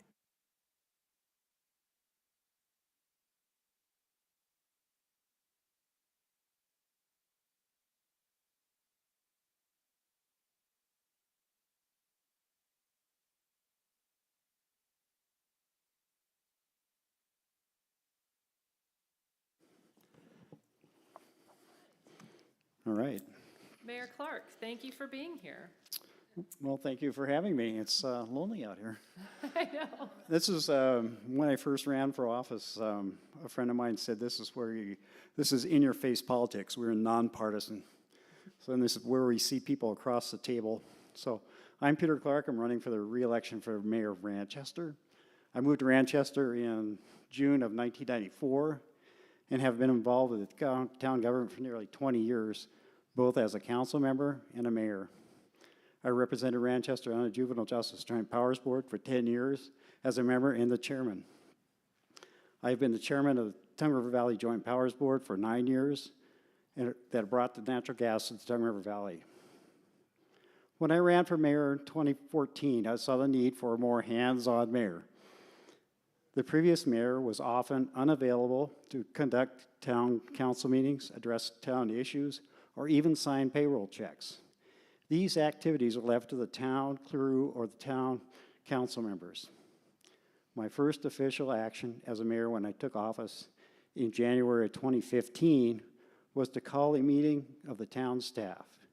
At that meeting, I made the commitment that I would maintain irregular office hours, be available to address town and personnel issues, and I would tell them where and where I would be and where they could reach me.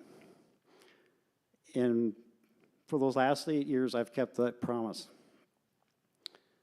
Being a hands-on mayor is more important now than ever. Manchester is one of the fastest growing communities of the state. In fact, I think I saw since 2009 until now, 2019, it was 26%. This rapid growth requires constant planning and scrutiny. It requires making good decisions for the next 4 years and for the next 20 years. That is why we are conducting a level 1 water study and a traffic master plan. I see myself as a public servant. I see myself as a servant leader. And by making myself available, you serve both the town citizens and the town crew. There you go. Thank you for that. All right, I have 4 questions for you tonight, and then you will have another 2 minutes for closing remarks. Okay. So first off, funding for municipalities is very dependent on the ongoing but optional allocation from the legislature. What are your ideas on helping Manchester become more financially independent? That's a tough one because of our general budget, about 55% is taxes we do not generate locally. So we're trying to expand our economy. I mean, we still have to, all of our money goes out and comes back to the town to finance it. So it's hard. I mean, we could have bake sales. We're looking at making our caboose into a bed and breakfast as a way of developing interest of people staying in town. We looked at doing electric car charging stations. We have looked at ways of trying to make Manchester relevant to get people to stop. We're close enough to Sheridan to be a bedroom community, which is a challenge for us. But it's really hard to generate local money that we can use other than through our economic development, which we've had some good luck with the state through some grants and some of the buildings we have. So, Thank you. Next, if only one project could be funded in Manchester, what would you want that to be? one project. I would think an electric vehicle charging station. That way we could get people to stop and shop. I brought this up to the Wyoming Association of Municipalities before any of this COVID money started up. I said, that would make sense. You could do it in Claremont, you do it in Manchester. Get people to get off the main highways and back into the small towns. I think that would be a good thing. It's one project. A lot of projects are interlocking, so it's hard to fund one without funding the other ones. All right. Next, given the population growth in your part of the country, what are the greatest concerns you have for the future direction of Manchester? Well, we're concerned about water. We have more water in the city of Sheridan as far as water rights. But if we need an alternative well or alternative source, we're concerned about that. So we're looking at a level 1 water study, which we haven't done in 20 years. Control growth, we have another 60 lot subdivision going in that we're concerned. We're trying to look at how We've worked with the developer to put in more than just single-family housing. We've got multiple family, we've got cottages, we've got duplexes. We're working with the school district to maybe do long-term rentals or leases on those properties. So it's a challenge. All right. And lastly, please comment on the relationship between the mayor and the town council and how you feel they should work together. I know where that's coming from. The town council makes the laws. There's 3 levels of them. The mayor, according to statutes, is the chief executive of the town. I always bring everything back to the council. If I make any decisions, they're aware of them. I think I have a good council. We have a lot of open communications. They know they can always call me, talk to me. But there is a definite relationship between the council and the mayor. The mayor is the executive officer and runs the meetings. I have the same vote as the council members, but they override me all the time. So that's not, they make policy, I enforce policy, and we have a pretty clear understanding of who does what, and as far as the mayor and council's position, at least in Ranchester. Great, thank you. All right, that's all of our questions, so you have 2 minutes for closing remarks. Okay, as mayor, I will continue to work with the state legislature, the county commission, sheriff's office, the town of Dayton, School District 1, and chamber to keep Ranchester informed and relevant. As mayor, I will continue to review, revise, and update the town ordinances. And as a mayor, I will continue to enforce town ordinances in a way that is fair, lawful, and justifies the legal expenses. As mayor, I will continue to facilitate the streamlining of the Manchester Clerk Treasurer's Office and accounting procedures to improve transparency and cost savings. As mayor, I will continue to research ways to maintain and upgrade the town's infrastructure. I will continue to work on a safe pedestrian bike path between Manchester and Dayton. I will continue to make myself available and keep regular office hours. I will continue to support the Tongue River Valley Joint Powers Board for the natural gas project because I see that as an important economic development tool for the town. As the mayor, I will continue to be actively involved in the town's budget to make sure everything is on track. And as mayor, I will support the optional 1-cent sales tax and capital facilities tax because these taxes provide the revenues necessary to make Ranchester a thriving community. If you have any questions about my goals or positions, I encourage you to get a hold of me and vote for me on November 8th. Thank you very much, Chamber. Thank you, Mayor Clark. Let's give him a hand.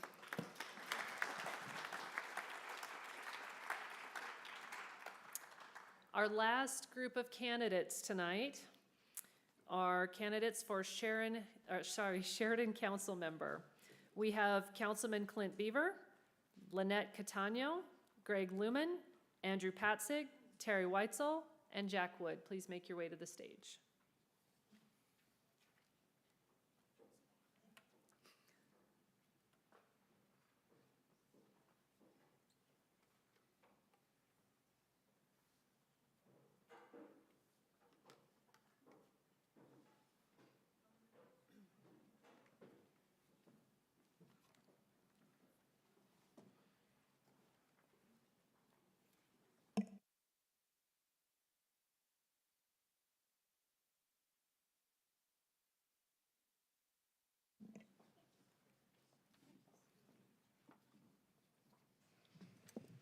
All right, let's get this started. Thank you all for being here. You will each have a 2-minute introduction. We will have 4 questions, 1 minute each, and a 2-minute close. We will begin with Councilman Clint Beaver. Take it away. Thank you. 4 years ago, I participated in this forum by the Chamber, and apparently the voters liked what they heard from me. The general election, I was the councilman that was elected with the most votes. I came back, or I'm back here now 4 years later, because I want to continue the work that I've done in my first term. I want to continue to contribute my knowledge and experience with regard to local government and continue to participate as a team member on the city council. Just by way of introduction, if you didn't happen to be here 4 years ago, my day job is I'm a deputy county attorney for Sheridan County. I've been in the state for 40 years now. I came to Wyoming to go to law school. And since then, I've lived in Laramie, Cheyenne, Gillette, and now Sheridan. My first job out of law school was to work in the Wyoming Attorney General's office. And ironically, one of the things that I was responsible for was providing legal advice to city attorneys around the state when they had difficult legal questions that they sought advice from the state for. I also worked for the Office of State Lands and Investments. I worked as the Campbell County Administrative Director. I've worked for an international oil and gas company. I've worked for a three-man law firm. And I've been on a number of board of directors for nonprofit organizations. I direct you to my website for additional information and biography, clintforcouncil.com. Thank you. We're going to work our way down the table that way. So Lynette Catania, you are next. Hi, I'm Lynette Catania.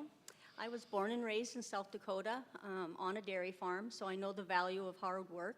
I moved to Sheridan over 20 years ago, and I knew when I got here that this is where I wanted to stay. I wanted to raise my boys here. I wanted to make sure that they had a great community to grow up in, and this was it. I would like to use my skills and knowledge to help guide us in building our future while preserving our past. I will make myself available to the people of Sheridan. I will work hard to learn and prepare ahead of time for the council meetings and the work sessions. I realize that serving on the city council is an important commitment, and I take that commitment seriously. I raised my 2 children here as a single mom, and I continue to learn more and more about not only Sheridan, but the state of Wyoming. I've served on numerous committees and boards over the years here and have enjoyed all of them. I'm a member of both the Wyoming and National Association of Realtors. I've been on the Sheridan Chamber Ambassadors team. I was on the Downtown Sheridan Association team. I was on the Sheridan County Board of Realtors as their president for 2 years and served as 8 on the board. I was on the Security State Bank Advisory Board, Friends of the Library. I'm a member of the Elks Lodge, the Advocacy and Resource Center Board, and I'm also a leadership of Sheridan County graduate. I give a lot of time to our community because I feel that it is very vital that people get involved with what they're doing. I would like to give back to the community that's given me so much and my family. Thank you very much. I hope to look forward to seeing you all again in November. Thanks, Lynette. Greg Lumen, you're next. All right, my name is Greg Lumen.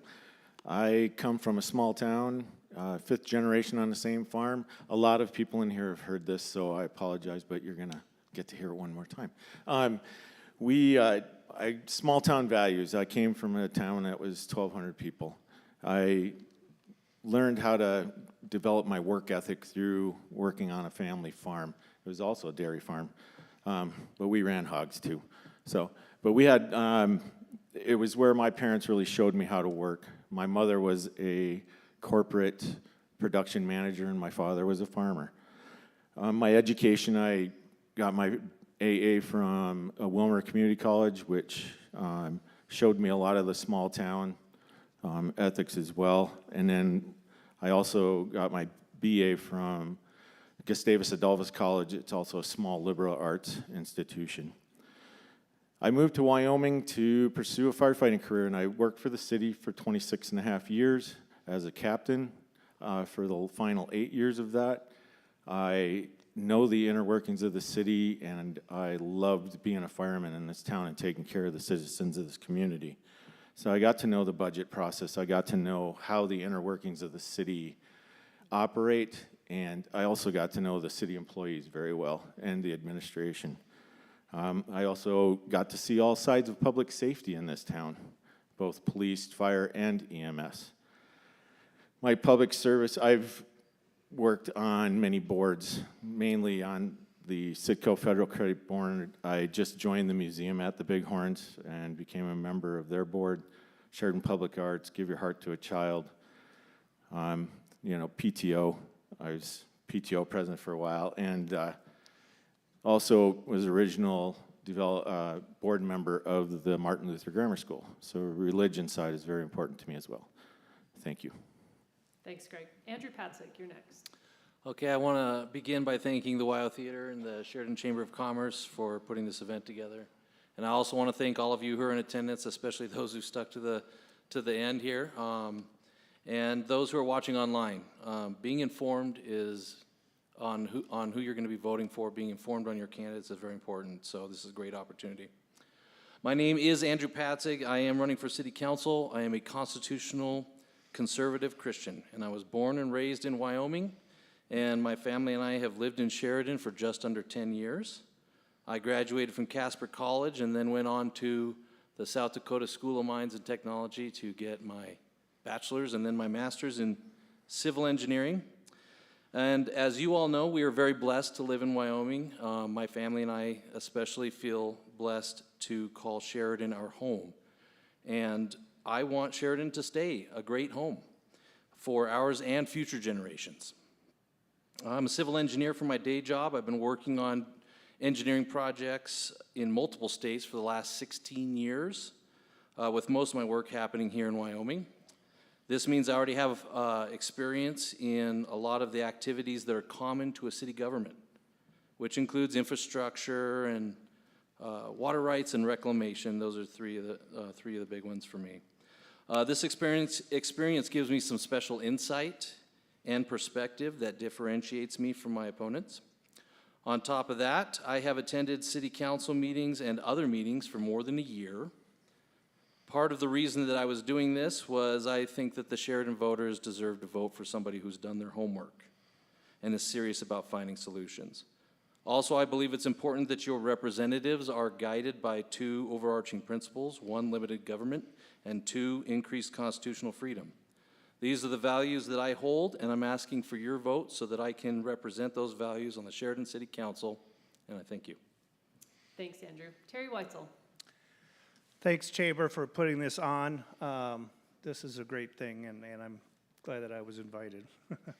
My name is Terry Weitzel. I have been a small business owner, self-employed consultant, and realtor for most of my adult life. I am a past president and treasurer of Sheridan Rotary, and currently an assistant governor for Rotary District 5440, which includes 53 Rotary clubs in the states of Colorado, Idaho, Nebraska, and Wyoming. I'm an appointed member of the Sheridan County Parks and Recreation Board. I'm a member of the Elks Lodge.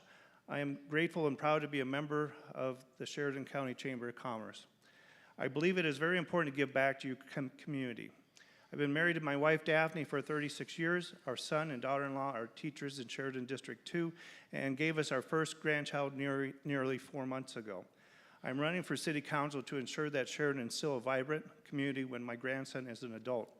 Sheridan is a great place to live and face the challenges to keep it that way. We need conscientious, responsible leadership to keep our community moving forward. I support initiatives that preserve the character of downtown Sheridan, support our businesses, and provide a good atmosphere for balanced job growth while protecting our quality of life. I support initiatives that ensure that our community is safe and secure, provide adequate resources to maintain our streets, water, sewer, parks, pathways, clean waterways, and trails, while being attentive to the cost to the taxpayers. Our vulnerable seniors are facing higher costs of living due to inflation. I support initiatives that support nonprofit organizations such as the Hub on Smith that provide affordable services to our seniors. I am Terry Weitzel, candidate for Sheridan City Council. I would appreciate your vote in the November 8th general election. Thank you, Terry. Jack Wood. I'm Jack Wood, and running for city councilman, and thank you, Chamber, for putting this on. As a city ambassador, I know the job that the Chamber does for this city, and I greatly appreciate what you do. I'm running for city councilman because I just love Sheridan. My wife works for the VA here. I've got a daughter and grandkids here, and I want to make sure that they're taken care of in the future. I do a lot of donating and do, like this year, I've got the honor of playing Santa Claus again for the 5th year for the stroll and for the holiday dinner, and I tell you, it's a great honor to me. I do a lot of volunteer work on the Habitat for Humanity board, AARP board. The other day I got a call from Sheridan Raceway wanted to know where they could donate some money for their last 2 races. I could hook them up with the Link Partners in Pink for breast cancer early detection screening program. Be a nice donation for them. I try and do that as much as possible to help out our community. I lead by example. I work hard, and I love this community, and I want to make sure that it's there for our children and their children. I think Sheridan is a great community. This past year, I lost my son-in-law to COVID, and I want to say the community came out, and it was amazing what they did to help out people we didn't even know, and I greatly appreciate all that. You don't have that in other cities, and I want to see that continue. I think Sheridan is one of the best cities in the state. I think that we should be very proud when somebody asks you, where are you from? You just don't say Wyoming, you say Sheridan, Wyoming, and I'm proud to say that. So, and that's why I want running for council to continue what we're building here now and in the future. Thanks, Jack. All right, we'll begin our question segment. Jack, you will get to answer our first question first, and then we'll come back to this end of the table. Picking on the old guy. Clint, you go next. All right, so first question. On which committee or board assignments of the council are you most interested in serving on, and why? Housing. I'd like to get on the housing program. We need housing very bad. We need affordable housing. And a lot of people say, what are you talking about, affordable housing? You're going to build something for, anybody and everybody and just put them in there. We need housing.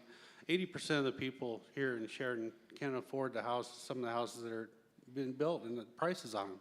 We need something lower. We need to get it lower. And I know we can do it by cutting costs.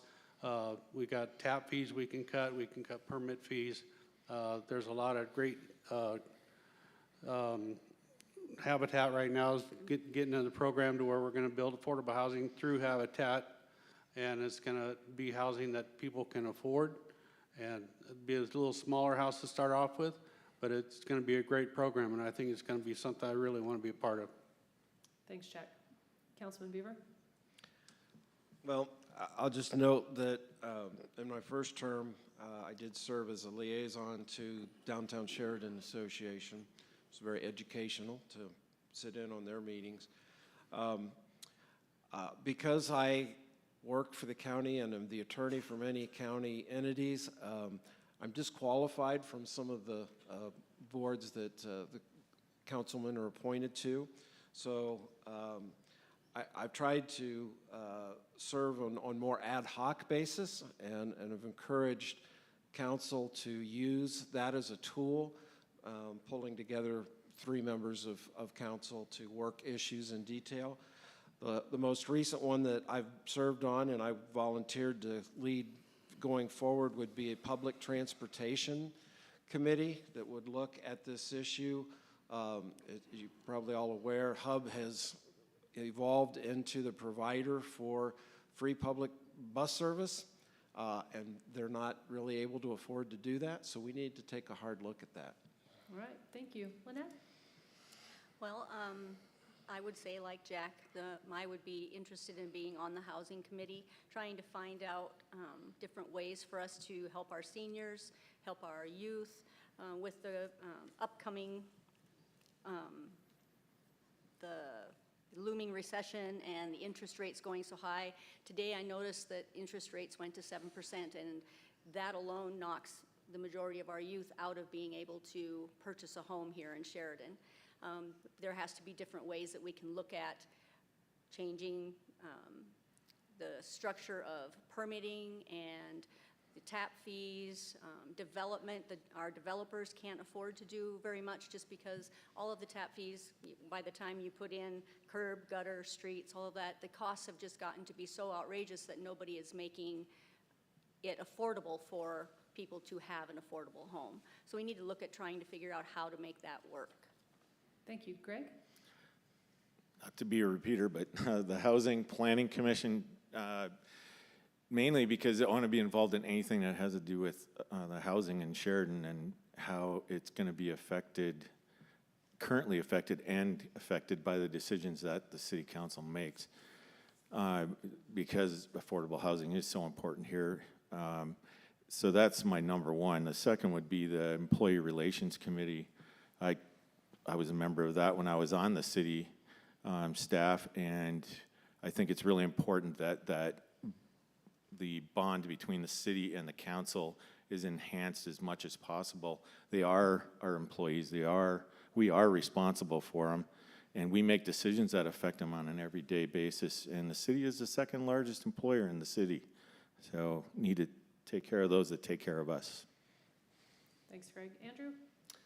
Yeah, I would be interested in housing as well, and I'm sure, or I'm hoping that we can get another question to talk about that, but I'm going to switch gears a little bit and talk about the committee that I'm most interested in right now is the SAWS, the Sheridan Area Water Supply Joint Powers Board, because I feel like a lot of the decisions that they make, well, first off, water is very important to our community, and a lot of the projects that they consider are complex, and there are a lot of variables involved, but with my experience in water resources and civil engineering, I feel like I would be a very good fit for that committee, and helping to, I've already got a lot of the initial learning curve out of the way to understanding those projects and helping making good decisions on where to put, to invest money in the future. Thanks, Andrew. Terry? I would like to serve on the Recreation District. I currently serve, as I had mentioned in my opening statements, that I serve on the Sheridan County Parks and Recreation Board. I think that would be a nice natural fit for me to also then be on the Recreation District. Also, the Downtown Development Authority. Again, in my opening remarks, the preservation of our downtown, the support of our businesses downtown is really important to me. So those would be two committees just off the top that I'd want to serve on. All right, thank you. Terry, you get to go first answering our next question, and then we'll go to Jack and circle back around. What is one budget line item you feel needs to be increased or decreased, and why? I opened up, and one of the things that's real important, one of the top three things that's important to me is our vulnerable seniors. And I know while the city does give quite a bit of money to the hub on Smith Street, I would like to see that continue and if not increased when they do need it. I know that the city just recently have donated fuel to make sure that the buses are still running and all that. But we have to, our vulnerable seniors have to be supported, and that would be something that's very important to me. Thanks, Terry. Jack? Yeah, I agree with you on the senior part there, Terry, for sure. We definitely got to make sure we're taking care of the hub transportation thing was a great idea, I think, to help them with fuel, just to keep them going, to help us out. Our budget, I think we really need to watch how we do it. I think we need to make sure that we're budgeting ourselves, not relying on the extra 1 cent sales tax, which seems to be something easy to do. And we need to make sure our budget's tapped at the 5%, not adding that 1% and expecting it every year. That can go away on the vote. So I think we need to really watch our budget and how we're using it. Thanks, Jack. Clint? I think the capital budget is what needs to be scrutinized a little harder. With the capital tax, special purpose tax passing here recently, there's a lot of money in the pipeline for a long list of capital projects. Capital projects increase in cost all the time. Just every time we meet, the engineer's estimate is higher, and then the bid comes in and it's higher yet. To me, the most egregious and the first thing that I would strike, and I have voted against it, is the replacement of the chutes downtown. And I know that's a project that a lot of people support, and I have no issue with the benefits of it.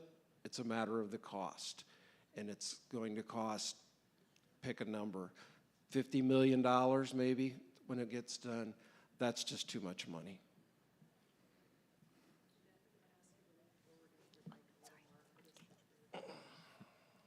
Thanks, Clint, go ahead.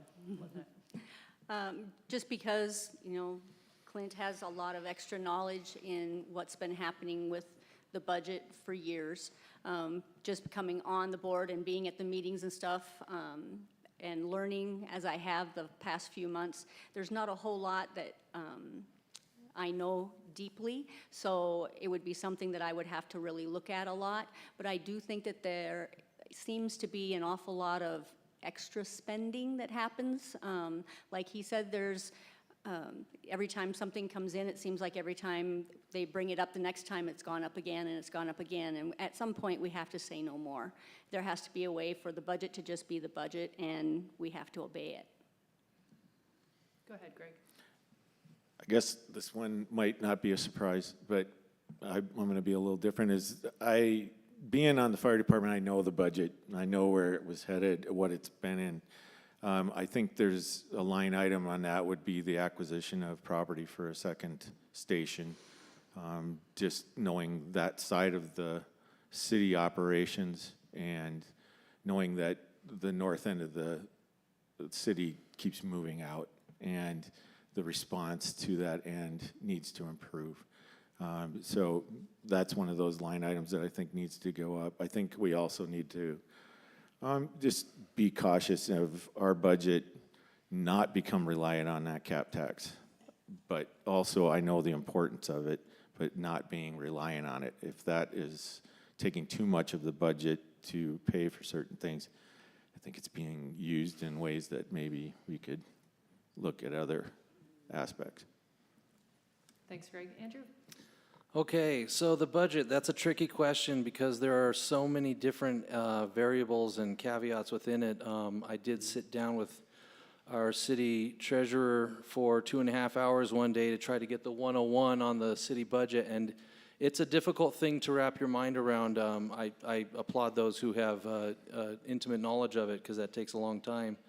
I would echo some of the sentiments about the capital projects. I think that the concrete shoot through downtown is going to be a significant hurdle. If, depending on the results of the study and where we start looking at that, there's going to be significant additional costs because of infrastructure that's buried on either side of the concrete channel, and it may not be taken into consideration right now when we're looking at those things. So as far as a specific decrease or increase, I would say that careful study is needed on that subject matter to really be thinking about what areas need to be changed. And my focus is going to be on the core services of the city. Thank you. Thanks, Andrew. You get to go next. Yay. Or first, for our next question. The continuance of the countywide lodging tax of 2% and the countywide 1% sales and use tax are both on the ballot. Please tell us if you personally support one, both, or neither, and why. All right, well, I'm a conservative, so I'm not in favor of increased taxes. One of the things that concerns me about the GPET is a presentation that was given at one of the past council meetings showed that 42% of that money goes to projects. That means 58% goes to operational costs. So I have deep concerns about the city's reliance on that tax. As a fiscal conservative, I think that it's very important that we start situating ourselves in such a manner that if it were to get voted out, we would not fall on our face.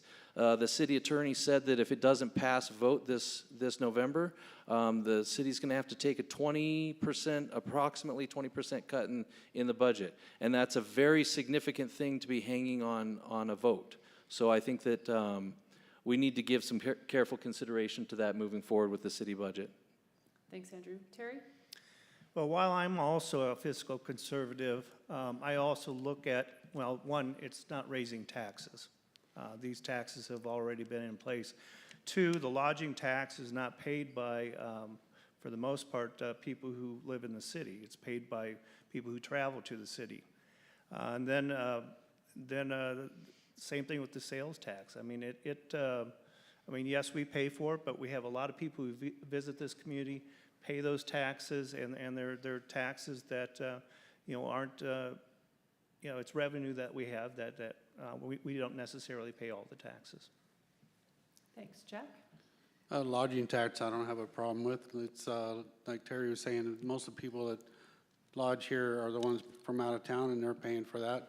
I don't think there's a town in this country where they don't have some kind of lodging tax, especially some of them where you go, it's like $20 for a room. It's crazy. But I do support that because it does help the community, and I think that it's not that big of a tax. And most 90%, or probably even 99% of the people are from out of state that are paying for it, not us. So I don't have a problem with that. Thanks, Jack. Clint? Well, first of all, if you're not aware, travel and tourism has been restructured in recent years and is no longer a city function. They are independent joint powers board. So I'm really neither here nor there on the lodging tax. The GPET tax, though, it is a significant amount, as you heard a few minutes ago. I think it's important for that to continue to fund the city. And the optional sales tax is so critical for city funding because there just aren't other revenue sources for city funding. And, Mayor from Manchester pointed that out too. You just can't, unless you've got a really good baker for the bake sale, there just isn't another source of money. So I support continuation of the GPET tax. Thanks, Clint. Lynette? I also support the lodging tax. I think it's a good idea for our tourists and stuff to come in. They use our facilities. I like the fact that they shop and stay. The 1% tax, I think that that's still a good thing as well. I just think that maybe it needs to be monitored a little more closely and used more responsibly. Thank you, Greg. I'm also for the lodging tax. I just booked a room recently, and the tax was half of what the room was. I was shocked. But also, I know the importance of the GPET optional sales tax money, and it is very important. Again, I don't want us to rely on it, but the services or the things that brings to this community is so important, and the entities that use that money, how important it is to them as well. So I'm for that as well. Thank you. All right, Greg, this is our last question. You get to answer first. There are resources available for business development, but what role do you feel the city has in that? What should the city's focus be for the next 3 to 5 years regarding business development? I'd like to focus for business develop on having our plans review and our plans process within the city as simple and as quick as possible. Being responsible with the planning. I've noticed, we've sent our plans reviews out of town, and I'd like to see it all come back into the city. I'd like to see the planning department be funded more for making the process of trying to get a business in this town easier for them to get in, and that we guide them through the process and that we're readily available to them, because that's the biggest complaint I've heard from new businesses that I've done extinguisher work for with our business, is that the process is just very cumbersome. Thanks. Andrew? Yeah, so business development, I was thinking about this beforehand, and my primary concern is going to be in the issue of regulations and where the city can streamline the process to starting a business and keeping it running well in a profitable state. Now, does that mean that I support the deals that have been given to some of the businesses as they came to town? That's a really tricky question, because I think that the state of Wyoming as a whole, with our lack of income tax, is a great attractor for businesses, and I don't think that we necessarily as cities have to keep sweetening the pot, and especially considering the fact that we know what a gem Sheridan is in the state of Wyoming. So I think that we can rely on our own laurels and our own qualities to attract business here, and we don't have to put part of the cost of bringing them here on the back shoulders of the taxpayers. Thanks, Andrew. Terry? The role of Sheridan as a government entity to businesses is to provide a favorable environment for them to come to our city. I want to echo what Greg had to say. Just maybe the process could be done better, reviewed a little bit better. As I've been doing studying and all, for running for city council, I would be in favor of just looking and reviewing how we go about the process of attracting businesses here and seeing if it is business friendly. So that's where I'm at. Thanks, Terry. Jack? Oh, I think Sheridan is a business-friendly town. We are attracting businesses. We're attracting good businesses. The problem's housing. But our businesses, the sad thing about it is some of the things we need to fix, we can't fix as city council. It's got state, which is tax assessors. Somebody wants to remodel their business to make it more efficient, and then they get hit with taxes, and unfortunately, that's nothing the city can do about it. But as far as helping the businesses, our city council is really helpful for helping businesses get started, helping them get education, and helping them get designed on where they're going to go and how they're going to build. I think, and one thing like we've all said too, is we need to streamline it, and I think bring back our planning commission needs to have somebody here that can do the plans locally, not send them out to some other state and wait longer than I feel it should be. The longer you wait, the more it costs. Okay. Well, I'd start out and just observe that the economic development for business development through the city is handled by the Joint Powers Board, CEDA. We have appointees that represent the city on that organization. So a lot of the detail work of that is removed a step away from council. And I guess beyond that, I would echo, pretty much everybody's covered my list. One complaint I've heard from citizens, builders, remodelers is delays in permitting, both in residential and in the commercial areas. And I have inquired about that with staff, and not surprisingly, staff said, oh no, we're very, very efficient. We get things out very quickly. So there are two different perspectives clearly on that issue. Thanks. Lynette? I agree with everything that's been said. One of the things that, as a realtor, I've had people come in and we've discussed them bringing a business here, or even just a small business or a large business. Occasionally they've said that the process that they go through has been somewhat less than friendly at times, and I think we just need to remember that Sheridan is a friendly place to be, and everybody that comes here should be treated friendly, kindly, and hopefully that will help bring some more business here. Great, thank you. Well, that concludes our question segment. So now we're going to go to closing remarks. Lynette, you get to be our first candidate to close, and you have 2 minutes. Okay, well, my name is Lynette Catania, and I am running for City Council. I'd appreciate your vote November 8th. My desire to be on City Council, like I said, was based because I love this community and I love the people here. I regularly manage multiple projects with skill and adaptability as a real estate professional. Realtors understand the need for council members to work towards helping solve the affordable housing crisis here in Sheridan.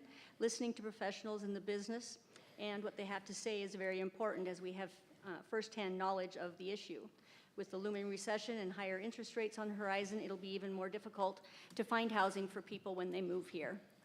It's essential that we all work together to hold our community to its highest of standards, to welcome new families, visitors, and businesses, as well as helping those already here in our community to succeed.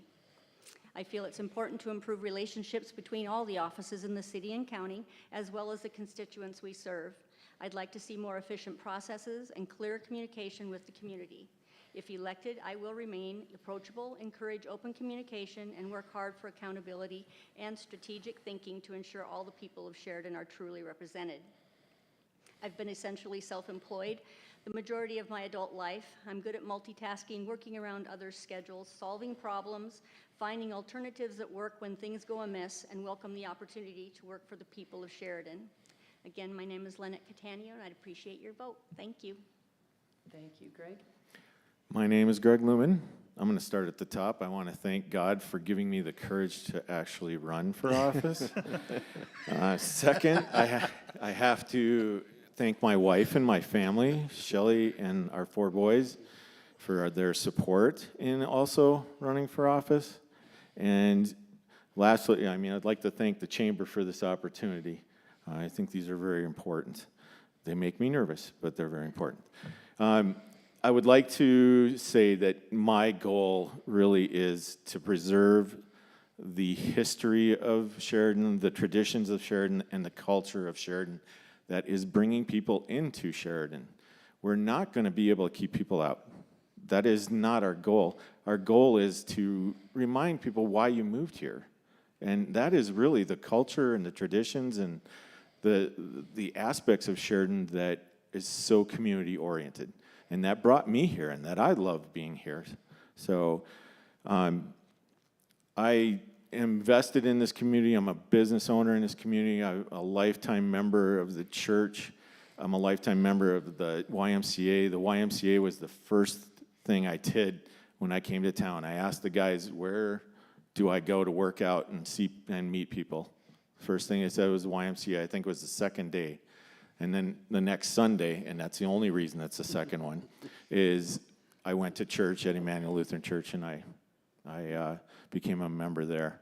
So, and final, my mission is the same as the city, is to improve the quality of life for our citizens through public safety, exceptional service, livability, and infrastructure, so that the people of Sheridan can live the life they want to be living, and that we're accountable and professional in what we do for them. Thank you. Thanks, Greg. Andrew? My name is Andrew Patzig, and I am running for Sheridan City Council. I believe in the conservative values of constitutional freedom and limited government. My platform is one of fiscal responsibility, protecting against government overreach, and intelligent city growth, which means making decisions that don't turn a blind eye to an entire segment of our population, namely those who are struggling to find housing. And I believe that your elected officials should uphold those values as well. Yep. I believe I can make a difference, and in some ways I already have. In the last year, I was able to have meaningful input on 2 different city ordinances or laws that affect many people's lives in this town. The first was an animal ordinance that would have made some of the services of our local veterinarians illegal within the city limits, and I was able to contact several of them and let them know what was happening. They spoke up in opposition, and that portion of the ordinance got removed. The second dealt with water rights for lands that are being subdivided. The ordinance started out with a mandatory sale of water rights to the city regardless of the wishes of the landowner. And a group of people, including myself, worked with the city attorney to amend the language of that ordinance.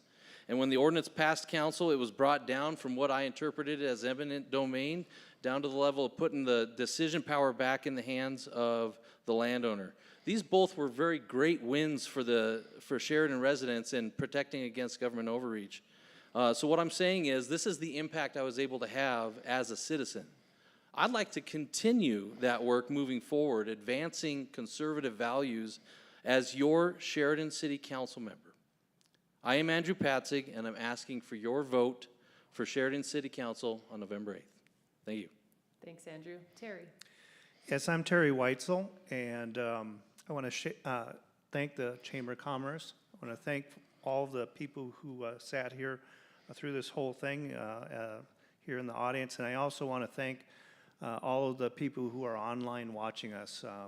Hopefully we'll have a better informed voters in the community. Much of my life has been spent as a small business owner, self-employed consultant, and realtor. I'm an active community leader serving on private and public boards. I'm a proven leader, communicator, and above all, a listener. I will listen to my constituents and their concerns. This will be the basis of how I will vote as a city council member. I believe that Sheridan is the best place in America to live, work, and raise a family. I am dedicated to my family and keeping future generations here in Sheridan. This is much of why I am running for Sheridan City Council. I am Terry Weitzel, candidate for Sheridan City Council. I ask for and would appreciate your vote in the November 8th general election. Thanks, Terry. Jack? I'm Jack Wood. I'm running for city councilman. When I started this journey, I had told myself that I was going to be straight up and honest with people. And when I gave an answer, it's from my heart and my soul. I went into work one day and I had checks on my desk and I had phone calls from people saying, we want to help your campaign. I appreciate that very much. I give those checks back and I turned down their offer. I'm doing this myself because when I make a decision, it's going to be straight up, honest, and nobody, I feel like nobody will be in my back pocket. It'll be for you, Sheridan. That's why I'm running. I'm going to do the best I can for this community. One thing I won't do is add chemicals to your water. I will not vote for red light cameras. I will never vote to defund our police department. I will defend them. So I'm voting, running for city council. Appreciate your vote. Thank you, Jack. Clint? Well, in closing, I want to reflect on my first term. I noted that I've worked effectively with 2 different mayors and 8 different council members. I've responded to a number of citizens, virtually everyone who's contacted me about any issue. I always get back to them. I was president of council in the first year, and during that time I was able to implement a number of reforms that are not very noticeable to the public. They're behind the scenes. One of the things I've pushed for is greater transparency. I'm always concerned about what the public is privy to, and I often ask questions during council meetings to make sure that that information is out there in the public and not just something that council alone knows. I've led a number of initiatives, and I believe that council needs to be proactive. They need to be substantive and detail-oriented because details matter. We can't skim over them. I want to participate going forward in planning for the city. We've got a toenail start on strategic planning, something that is very important for any large organization. I want to see that through. And I'd just, again, make reference to the fact that council works as a team. I feel like I contribute a lot to that team, and I'd ask that you return me for another term to that team. Clint Beaver, and my website is clintforcouncil.com. Thank you. Thanks, Clint. Stay with me on stage here just for a minute for our closing comments. Well, first let's give these guys a hand.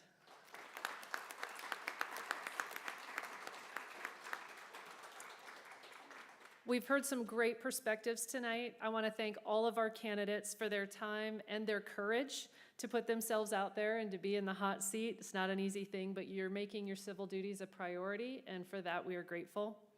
On behalf of the Chamber and the Government Affairs Committee, I'd like to thank all of our volunteers, especially Gail and Dixie up here on stage with me, the rest of our Chamber staff, Teresa, Jody, Karen, and Bobby, and all the work they put into this. They really are an amazing team. Special thank you to the WYO Theater staff, as well as all of you for attending. Don't forget to go to whyvote.vote to check out these candidates further, and please vote on or before November 8th. Hope to see you all at the polls. Have a great night.